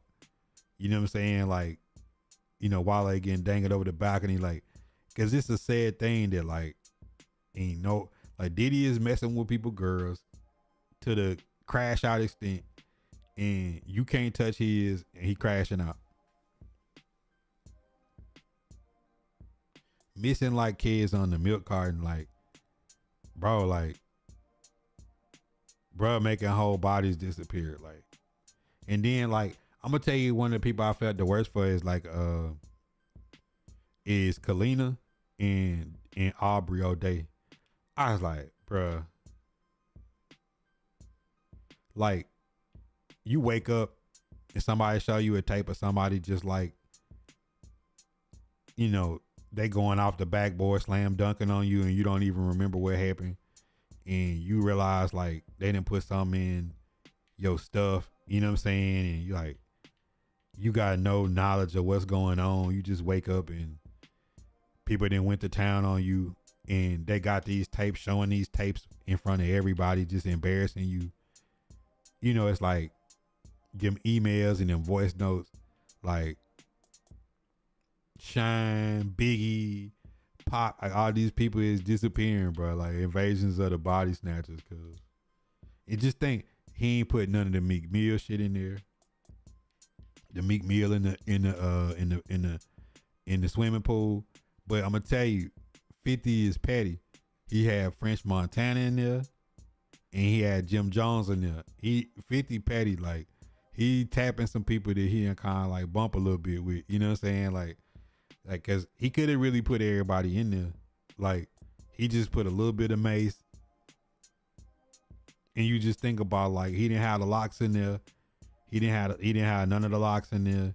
Like all them people, you know what I'm saying? Then like, well, like Black Rob gone. You know, it's like some of these people didn't die. You know what I'm saying? Like in between that time, you just like for the essay with Kirk Burrows and the baseball bat taking the 25% of the company, the making people do the fellatio for the contract, making them watch, like all kind of wild. Like bro is just like, bro, like, and the sad part is it's social media, so it's like, and it's media, so like some parts of it I can say like some people may be sensationalized, but then some of it is like, Yeah, bruh, really. Cause like, did he? I mean, 50 didn't even really show like the whole conspiracy with the Kim Porter shit with the book. It's a lot of stuff. You know what I'm saying? Like, so it's like he just really in the 4 episodes, like they went in, but they ain't go in as hard as they could have. Like, bro, like that footage they got him talking to them lawyers is they did a number on Cuz. They did a number on him with them videos and them lawyers, like got them like calling the witnesses and shit. Like shit was wild. Like, bro, like what is going on, Cuz? Like what do they have? What they got going on out here?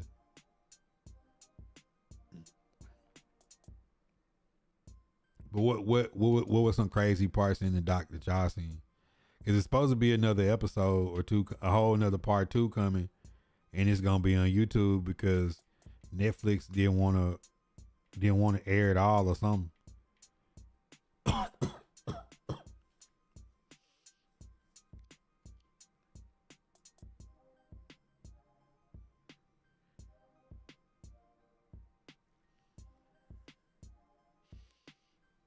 That was crazy, bro.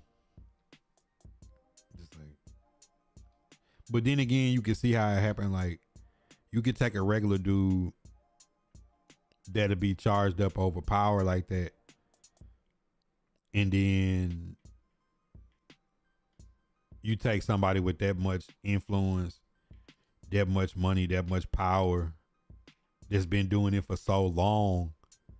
I think that's what made it crazy. Is like, bro, really been kind of like walking on water for 30 years. You know what I'm saying? Like really just really having his way. You know what I'm saying? Like no matter the odds, like when Kirk Burrows said that man made Biggie family recoup the funeral, bro, like,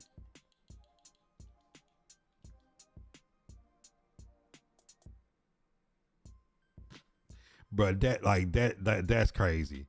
You know what I'm saying? Like that man took the expenses for the funeral out the back end. Bro, like not like that's just crazy, bro. Like this man took the bread for the funeral out the back end of the album sales. Like, I'm gonna throw you a party, instead of that money going to your family, like I'm taking that shit out the back end. Like just wild, bro.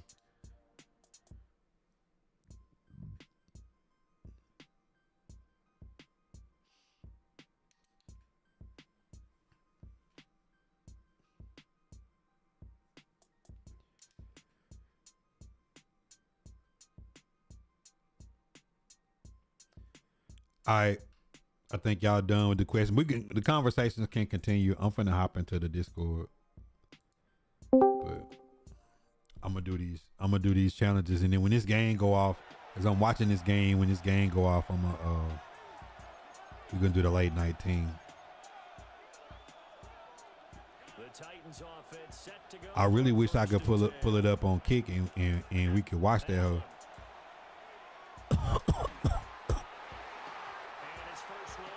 You know what I'm saying? Like that's. I really wish we could pull it up like we did the Cam Ward shit. I don't know how Kick is by like pulling up a whole ass Netflix movie and that shit though. I don't know if that shit's like against the rules or some shit. If they did, we'd go into Netflix and watch that shit. That one covers 29 yards, first down. I don't know if you can watch feature films and shit like that on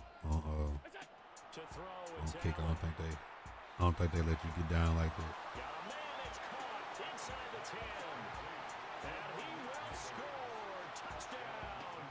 Oh, Baker Mayfield threw a dumb pick. That was a dumb pick, Baker. Congratulations on yet another victory. You can go That was right a to the dumb next pick. challenge if there's another one available, or return to challenges to receive your reward.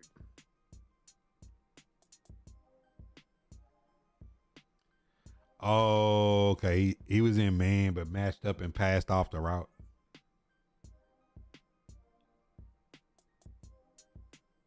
That wasn't a dumb pick. That was good coverage. He just passed. They were lined up in man, and he just passed off his route and just doubled Mike Evans. Offense out now to get us started. It's 1st and 10. Here we go. Off throwing to start us off. And his game will begin with an incomplete pass. So they opt for the shorter pass later in the progression on that play, Brock. But, man, the defense took that away, too. Knock out these challenges so I can get, they got a Dan Moore card that dropped today. I need to get that. I got Drake London from last night. And then, I got to get Ken Houston. And then if I get through there, I might have that, I might have that Taylor Mays, too. Then I get back into the event to try to get that Donald Parham. Comes the pressure, and he's going to be dropped by the Titans. And they come up big on 3rd down there with the save. Man, the Falcons started this year off with high hopes. Here comes Daniel Wheeler. Panthers. I told you I thought the Panthers would compete this year. I thought the Saints would be the worst team. He has it at the 22. Panthers had a really good draft. Ooh, and he's out of bounds. Off The boy season. can break it upfield. Very good. You took on that You can only get to challenge and picked up 17. the victory. Because you know what's crazy about Tackle and build yourself a winning streak. what's crazy about the Falcons is they don't have a first round pick in this draft either. Ooh, that's gotta be a long off season. Like Kirk Cousins is still getting paid. Michael Penix is hurt, and they don't have a first round pick next year. Like, that's why I say when people be dogging out the Titans, like, bro, he ain't as bad off as some of these teams. Play the doc on kick with you breaking down things, react. I don't know if we can see. I knew we could do Tubi. I don't know if we could do Netflix on live stream. Somebody gotta check into that for me. I don't know if you get. I don't know if we can watch like whole ass Netflix. You know, cause like Tubi, I know they ain't tripping on Tubi, but Netflix might be a whole different story. But if we can, I'll do it. It's 1st and 10 as they've got things rolling on this drive. He said we still have a chance to get the first pick back. The Titans, I did it in my YouTube video that I dropped the other day, but it's the Titans and the Raiders have a 28% chance. The Giants have a 16% chance, and the Commanders have a 10% chance, but they play each other this week. And then the Browns got a 10% chance, and the Saints got like a 10% chance. So right now the Titans and Raiders had the best, but it don't go head to head. It goes strength of schedule. Only bad part for the Titans is the Titans got the top strength of schedule of all the teams. The 7 teams that got the best odds to get the number 1 pick. But see, we play the 49ers this week, and we play the we play the 49ers this week, and then we play the Chiefs after that, and then we play the Saints, then we play the Jags at the end of the season. So the Titans very well could, like, I had made a video about, like, even if you lose the game and tank, the strength of schedule could make you not get it. So, like, just think in case, like, we could lose to the Chiefs, lose to the Niners, and then beat the Saints and still get the number 1 pick over the Saints if they have a stronger strength of schedule than we do. So it's kind of weird. So, like, the Commanders Giants game have a big implications on the first overall pick. Then the next biggest game is the Titans Saints. So, like, in reality, if the Titans want the Raiders, who don't have many winnable games, the Titans need the Raiders to pull out some games. Even though they beat us we could tie with the Raiders and they would get it because our strength of schedule would be tougher than theirs because we played the Broncos, the Rams, the Seahawks, the Niners. Like, we would have been and played a tougher schedule than them. So, like, tanking don't necessarily help us.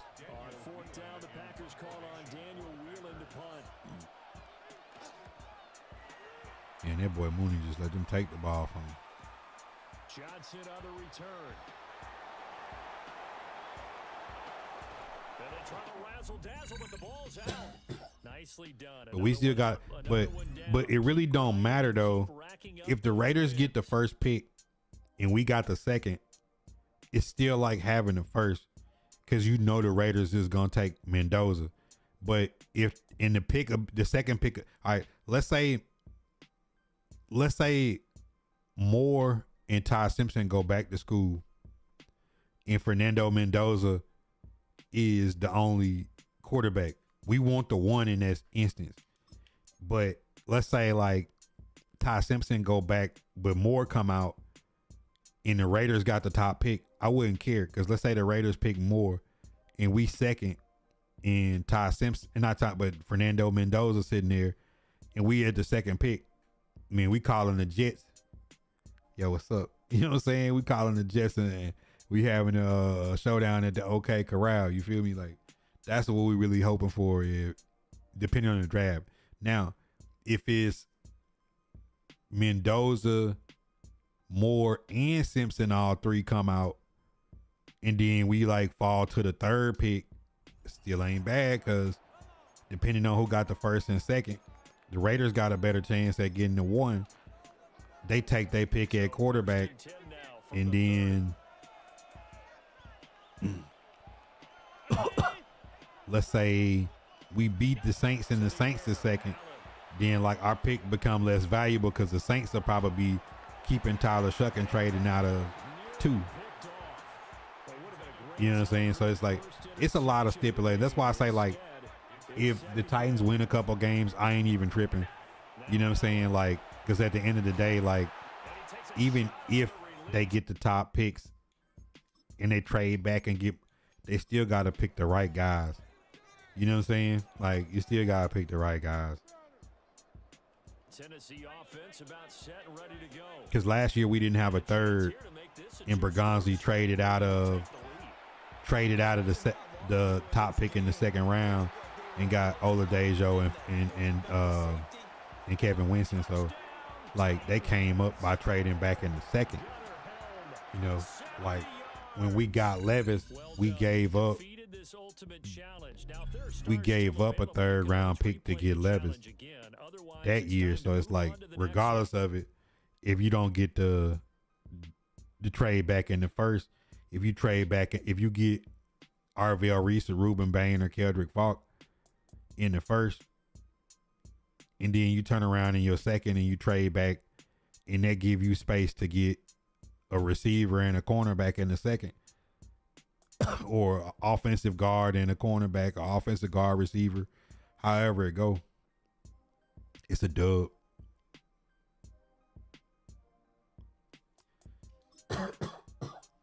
Just got to be slick about it. Like, all them, like, them top 100 picks got to be it.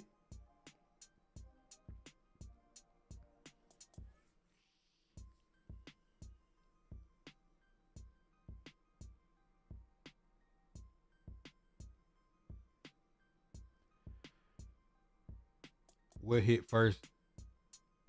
Did his butt or his elbow hit first? Pause. Kyle Pitts, you gotta have better hands, son.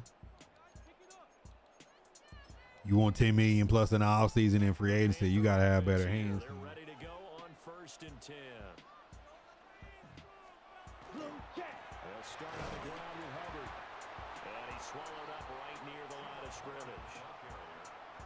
It just did his ass hit first. Because if his elbow hit at the same time or first, it's out of bounds.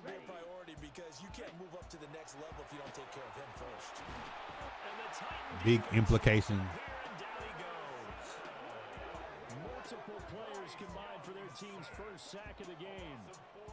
defense, they brought the house. That O-line, He should have just caught it with his hands and it'd have been a touchdown, but he bobbled it. Bodies to block all the guys that came at them. Their best move, they would have been better served. Just turn around and yell, "Look out!" Because here they come. Mike Evans said no. Excellent coverage there on third down, as that was not an It stands is called. They gave Kyle Pitts the touchdown. They going for 2. This is set away. On the return, Johnson. All right, you did it. You got the win. Congratulations. Keep that momentum going and tackle that next challenge.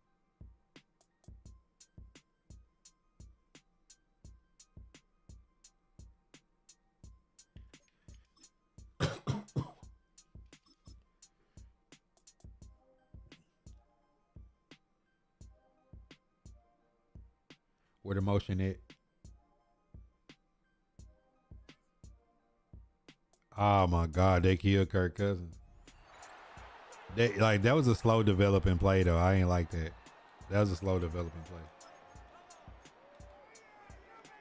The Texans offense ready for Field goal still beat them. Buccaneers got to end the game on offense. Stroud off the play fake. Buccaneers got to end the game on offense. Tuck this and run. Give him a couple on the scramble. It's second down.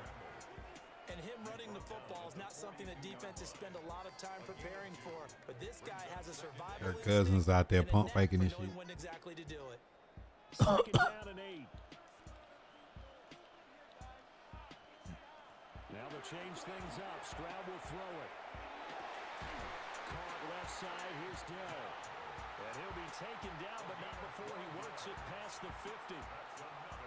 12 yards there as they keep this drive rolling. It's another first down.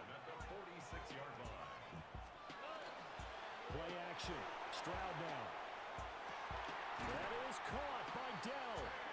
And he is out of bounds, but not before he's inside the 30. It's another first down.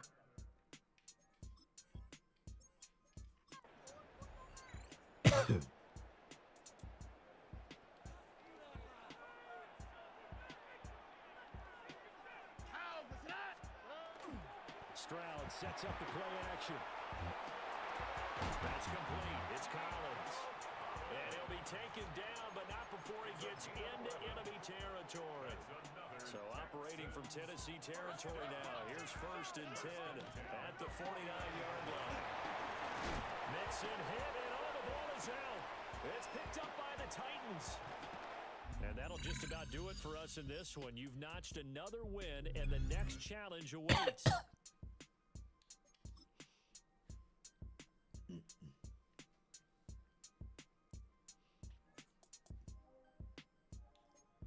Man, I'm ready for these new Stranger Things episodes and this new Diddy.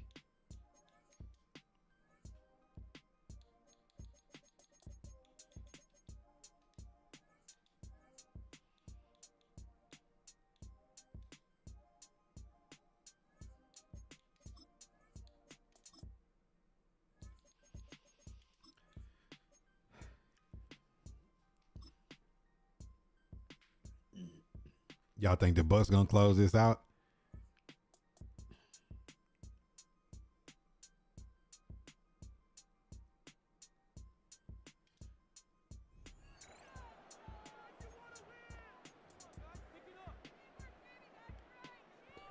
Y'all think the Bucks gonna close it out, or the Falcons gonna break their heart? Because if the Falcons beat the Bucks tonight, the Panthers could take over the division. That's crazy, especially when they was up 8. And Baker threw that pick.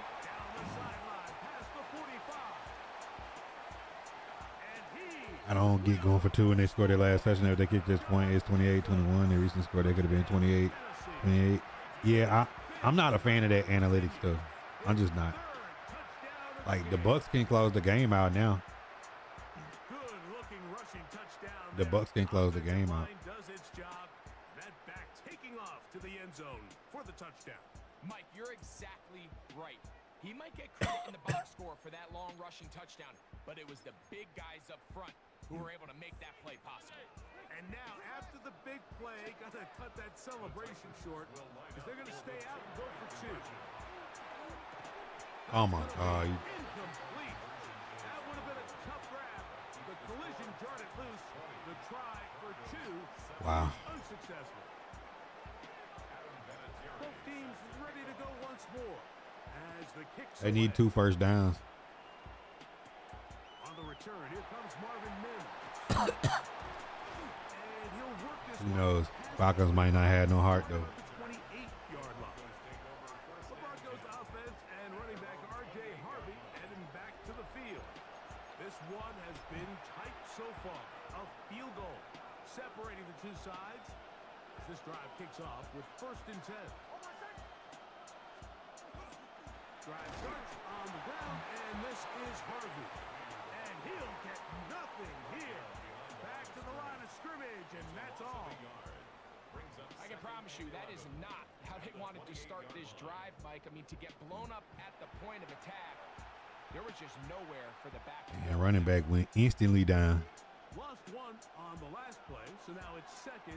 He instantly went down. He ain't fight for none of them yards. Action now. It's next. Season on the line, my boy. You gotta fight. And he can't get Bucky away. Irvin got to fight harder than that. Football defensively. Bring him down for no gain. Well, let's give some credit to the big boys up front in the trenches. They knew that blitz was coming. They held up just long enough that the quarterback could get that ball out safely and results in a completion. Nix from the gun on 3rd down. Under pressure, and down he goes. They got him. Impressive play. by Panthers the really got defensive end Saints, here, Mike. Bucks It's twice. just They got put him in they got position to not only the make play, whole world in their hands. closing speed that's allowed him to finish Seahawks gonna be a tough one And though. the Broncos bring out their punter. They'll kick it away. As this drive Do you let Baker throw it right here? on to kick You it gotta let Baker throw it right here.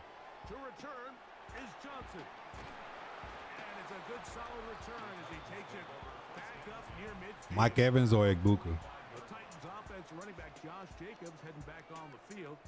They lead by a field goal as they go to work with a 1st and 10.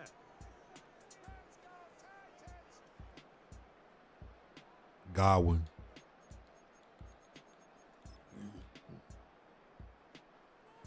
We went out of bounds though. So.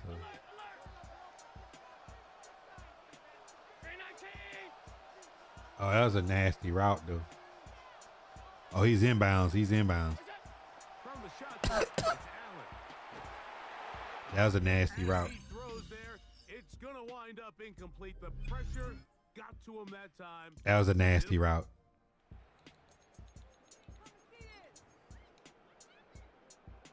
They'll come up here 1st and 10.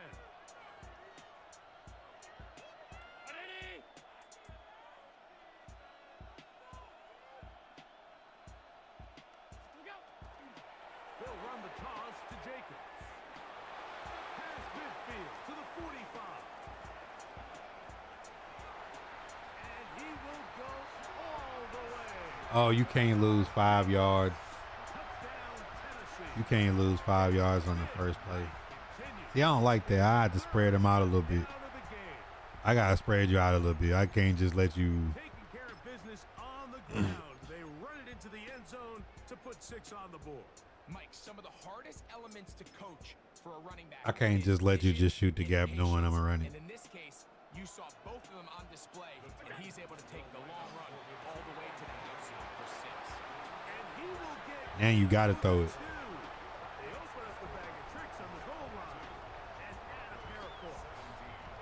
I know it sounds like I'm being biased, Mike, but I'm really not. Down here this close to the end zone, especially on 2-point tries, the size, the length, the athleticism, and matchups these tight ends can create, man, they are a tough handle, and it leads to 2 points.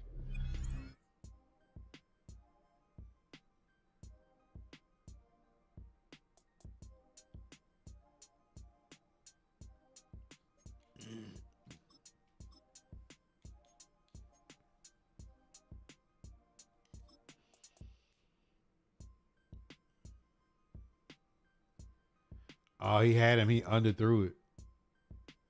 That was an inaccurate pass. He threw it behind him.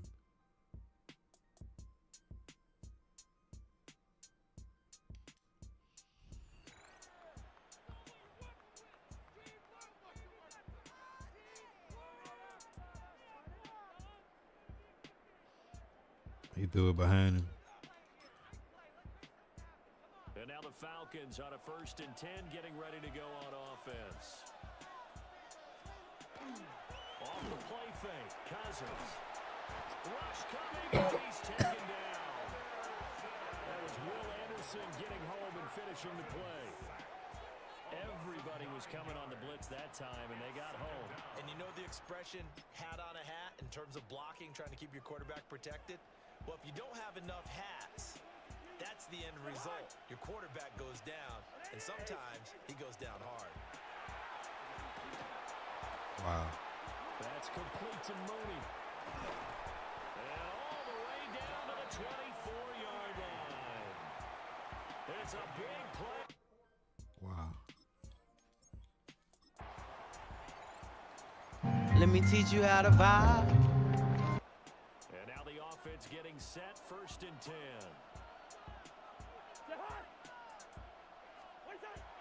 Play fake, Cousins. And he'll be hit as he releases it. And that'll fall. Captain Kirk might ruin the Buccaneers season. Kenny O, what up?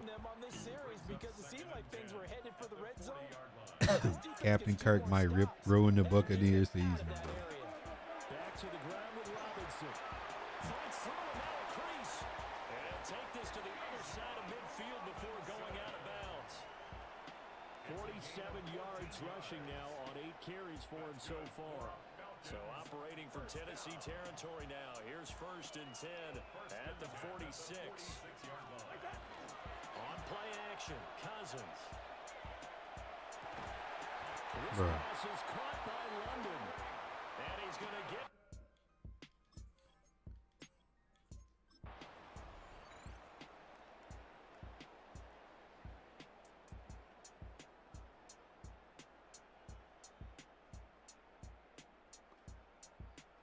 And the offense readies for a 1st down and 10.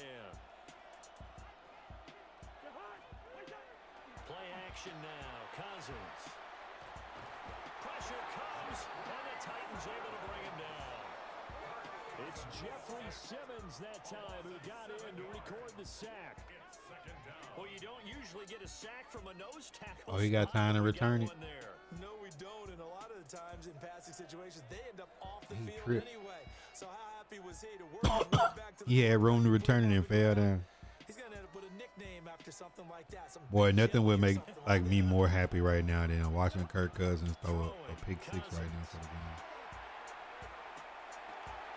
That would be lit, right?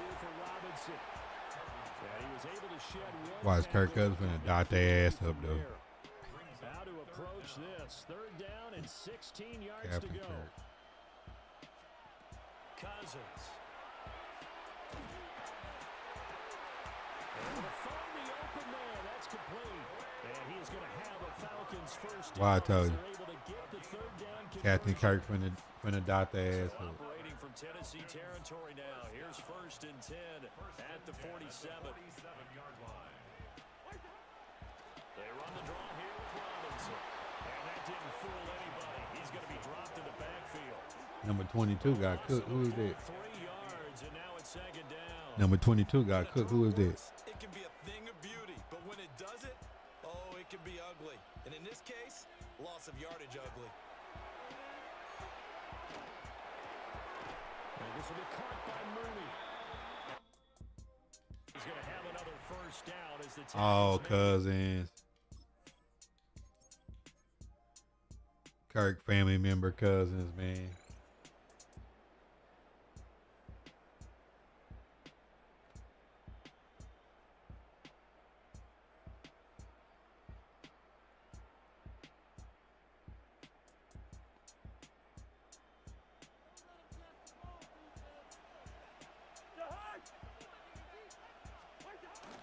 The Buccaneers got the ball. What are they doing?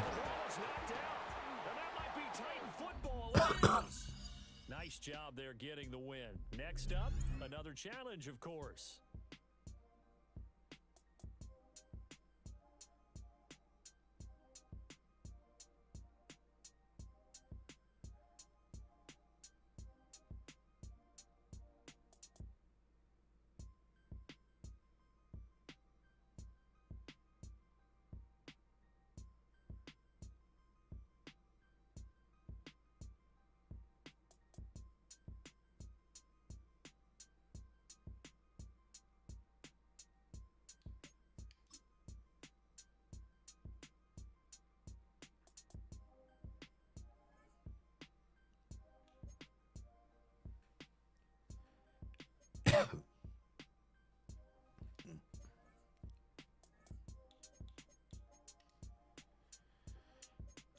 Falcons and got blessed and finna mess it up.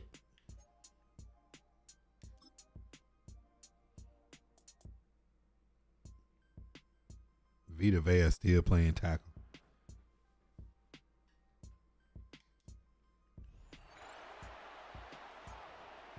Second and 28. Got to get a ball to Bijan here, right?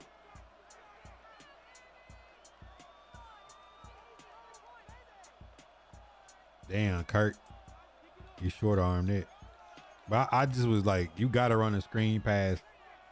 You got to run a screen pass to Bijan right there. They trying to get it all back. You got to get, you had to give Bijan a shot.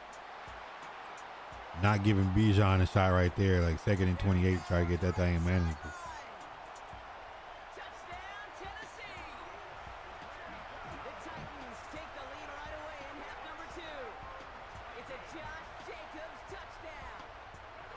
Third and 28. They got to be dropping out and running a stunt.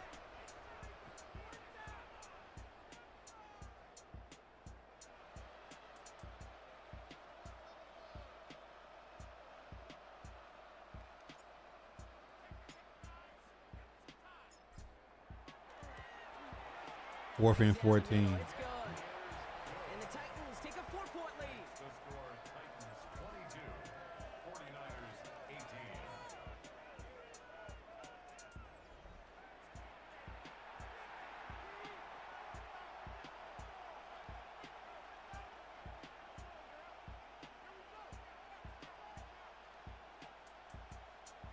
18. Yo, what a dot.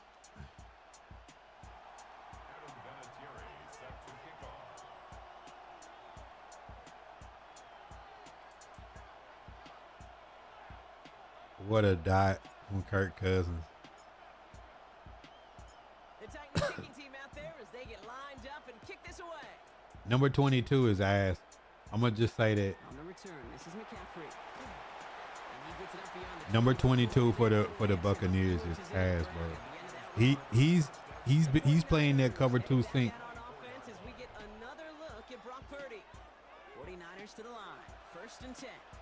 And Brock, I know the goal is always points every He time, but I think just as big a goal number 22 for the Buccaneers has not sunk far enough on. It's 4th and 14. Why are you guarding a 10-yard stick? I that's what happened with Darrell Baker Jr. in the Texan game. Like it's 4th and 14. Like why would you drop back 10 yards? So Brock, that means third down coming up. They'll empty the backfield and motion him out. Pocket isn't holding up. They're able to drop it. And a couple of really good plays, Brock, made back-to-back behind the line to bring up 4th down. That was a situation where I think the previous drive really affected the decision-making there. Coming off a pick, he wasn't about to challenge the coverage. Instead, he just took his medicine. It's a punt coming from the Niners on 4th down, and Mitch Wisnowski out to boot it away. Takes this in at the 25. Buccaneers corner number 22 is ass, bro. Up past their own 40. The Titans and Josh Jacobs about set to go on offense. They've certainly had no issues scoring, but their opponents have been right there with them, so they could really use some more points on this drive. Oh, Buccaneers. Good starting field position for the Titans. They've got it. First and 10. From the shotgun, it's Allen. Oh, Buccaneers. Mike Evans is 38 hot too. It's in close. And that is a Tennessee touchdown. The Titans now lead by 10. Malik Neighbors with a touchdown. His second scoring catch of the game. That's some good old-fashioned playground football. Even at the elementary school, find the fastest kid and let him run. All right, you picked Mike up Evans so mad. Nicely done. So what's next for you? Replay a challenge, pick a new one, or just get your rewards? Mike Evans over there going off. 4th and 14. Man, looking in the backfield instead of playing the sticks.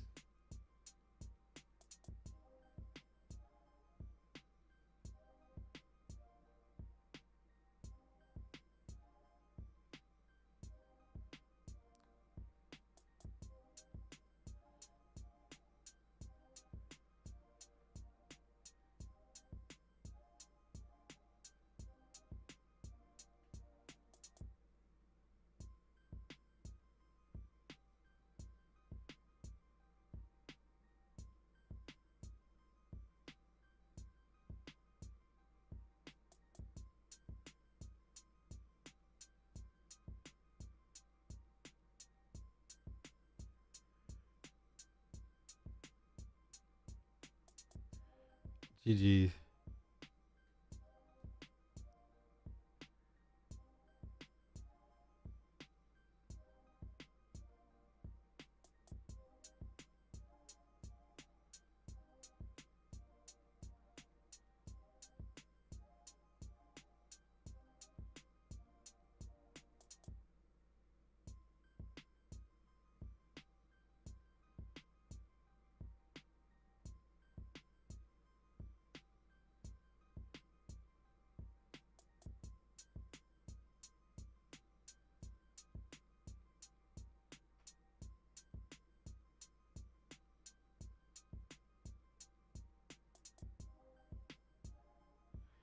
That's crazy.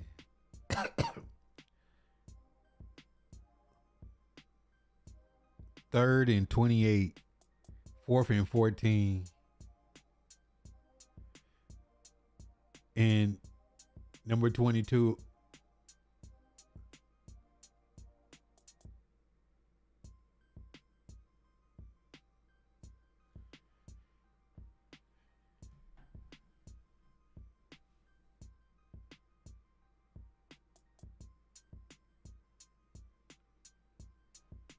Mike Evans so damn mad.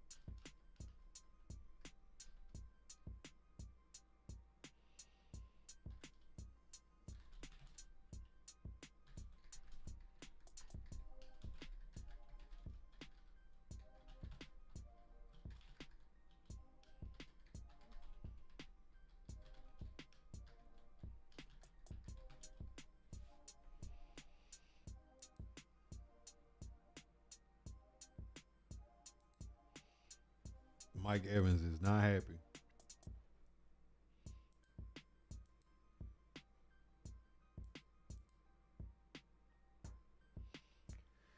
Mike Evans is not happy.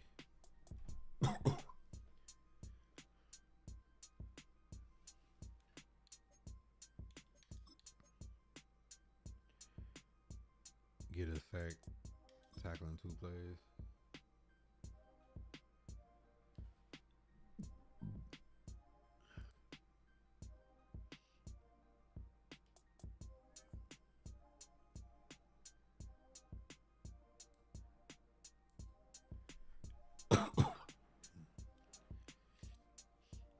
Mine was good. Hey, them Buccaneers choke, boy.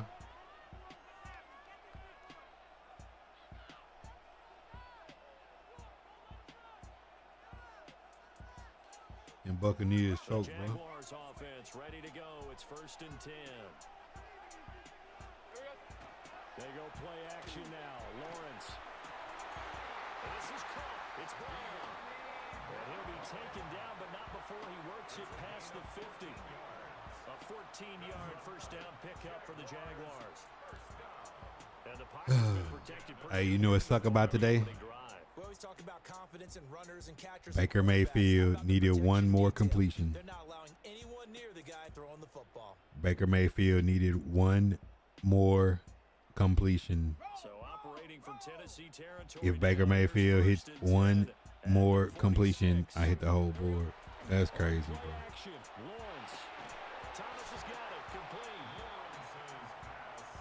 I just needed one more completion.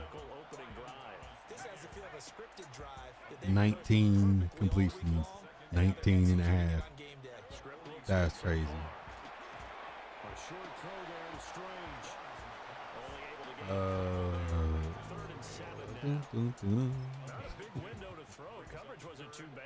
Is the Panthers in the Panthers and the Bucks play Panthers and the Bucks play twice. He can only get this to the 42-yard line, and that is not near enough. They'll wind up getting just a yard out of it, and that's going to make it 4th down. As a defense, you're more balanced when you're in zone coverage because you're able to keep your eyes on the quarterback and see the play develop in front of you. They're able to keep the quick pass in front of them and stop it right at the line of scrimmage. Damn it, Baker. Hey, go! Hey, tomato!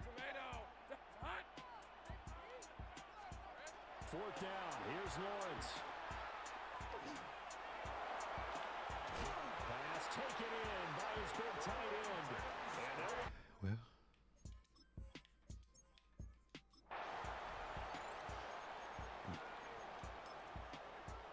So this offense able to convert on 4th, and now a fresh set of downs. So Saints can play spoiler like the Falcons did.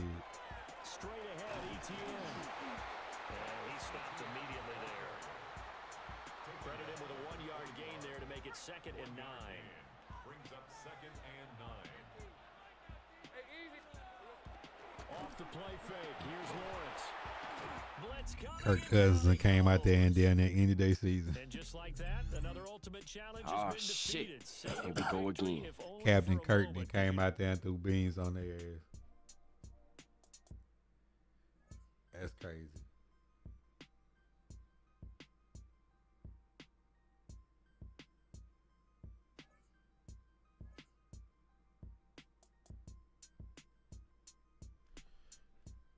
Family, member, cousins. Oh yeah, that's a tough way to go out. How your season ended by Kirk Cousins. 3rd down and 28.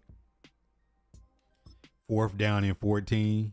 Kenny Seals dunking because your flat corner is playing a 5-yard flat instead of getting to the sticks. Bro, he got to know to drop to 14 yards.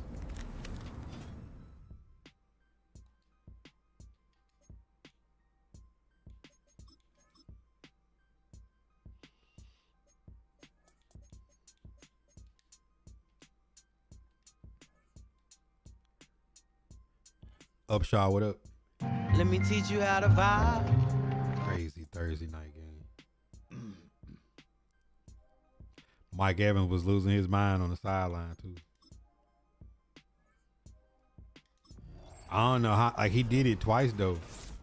On both plays.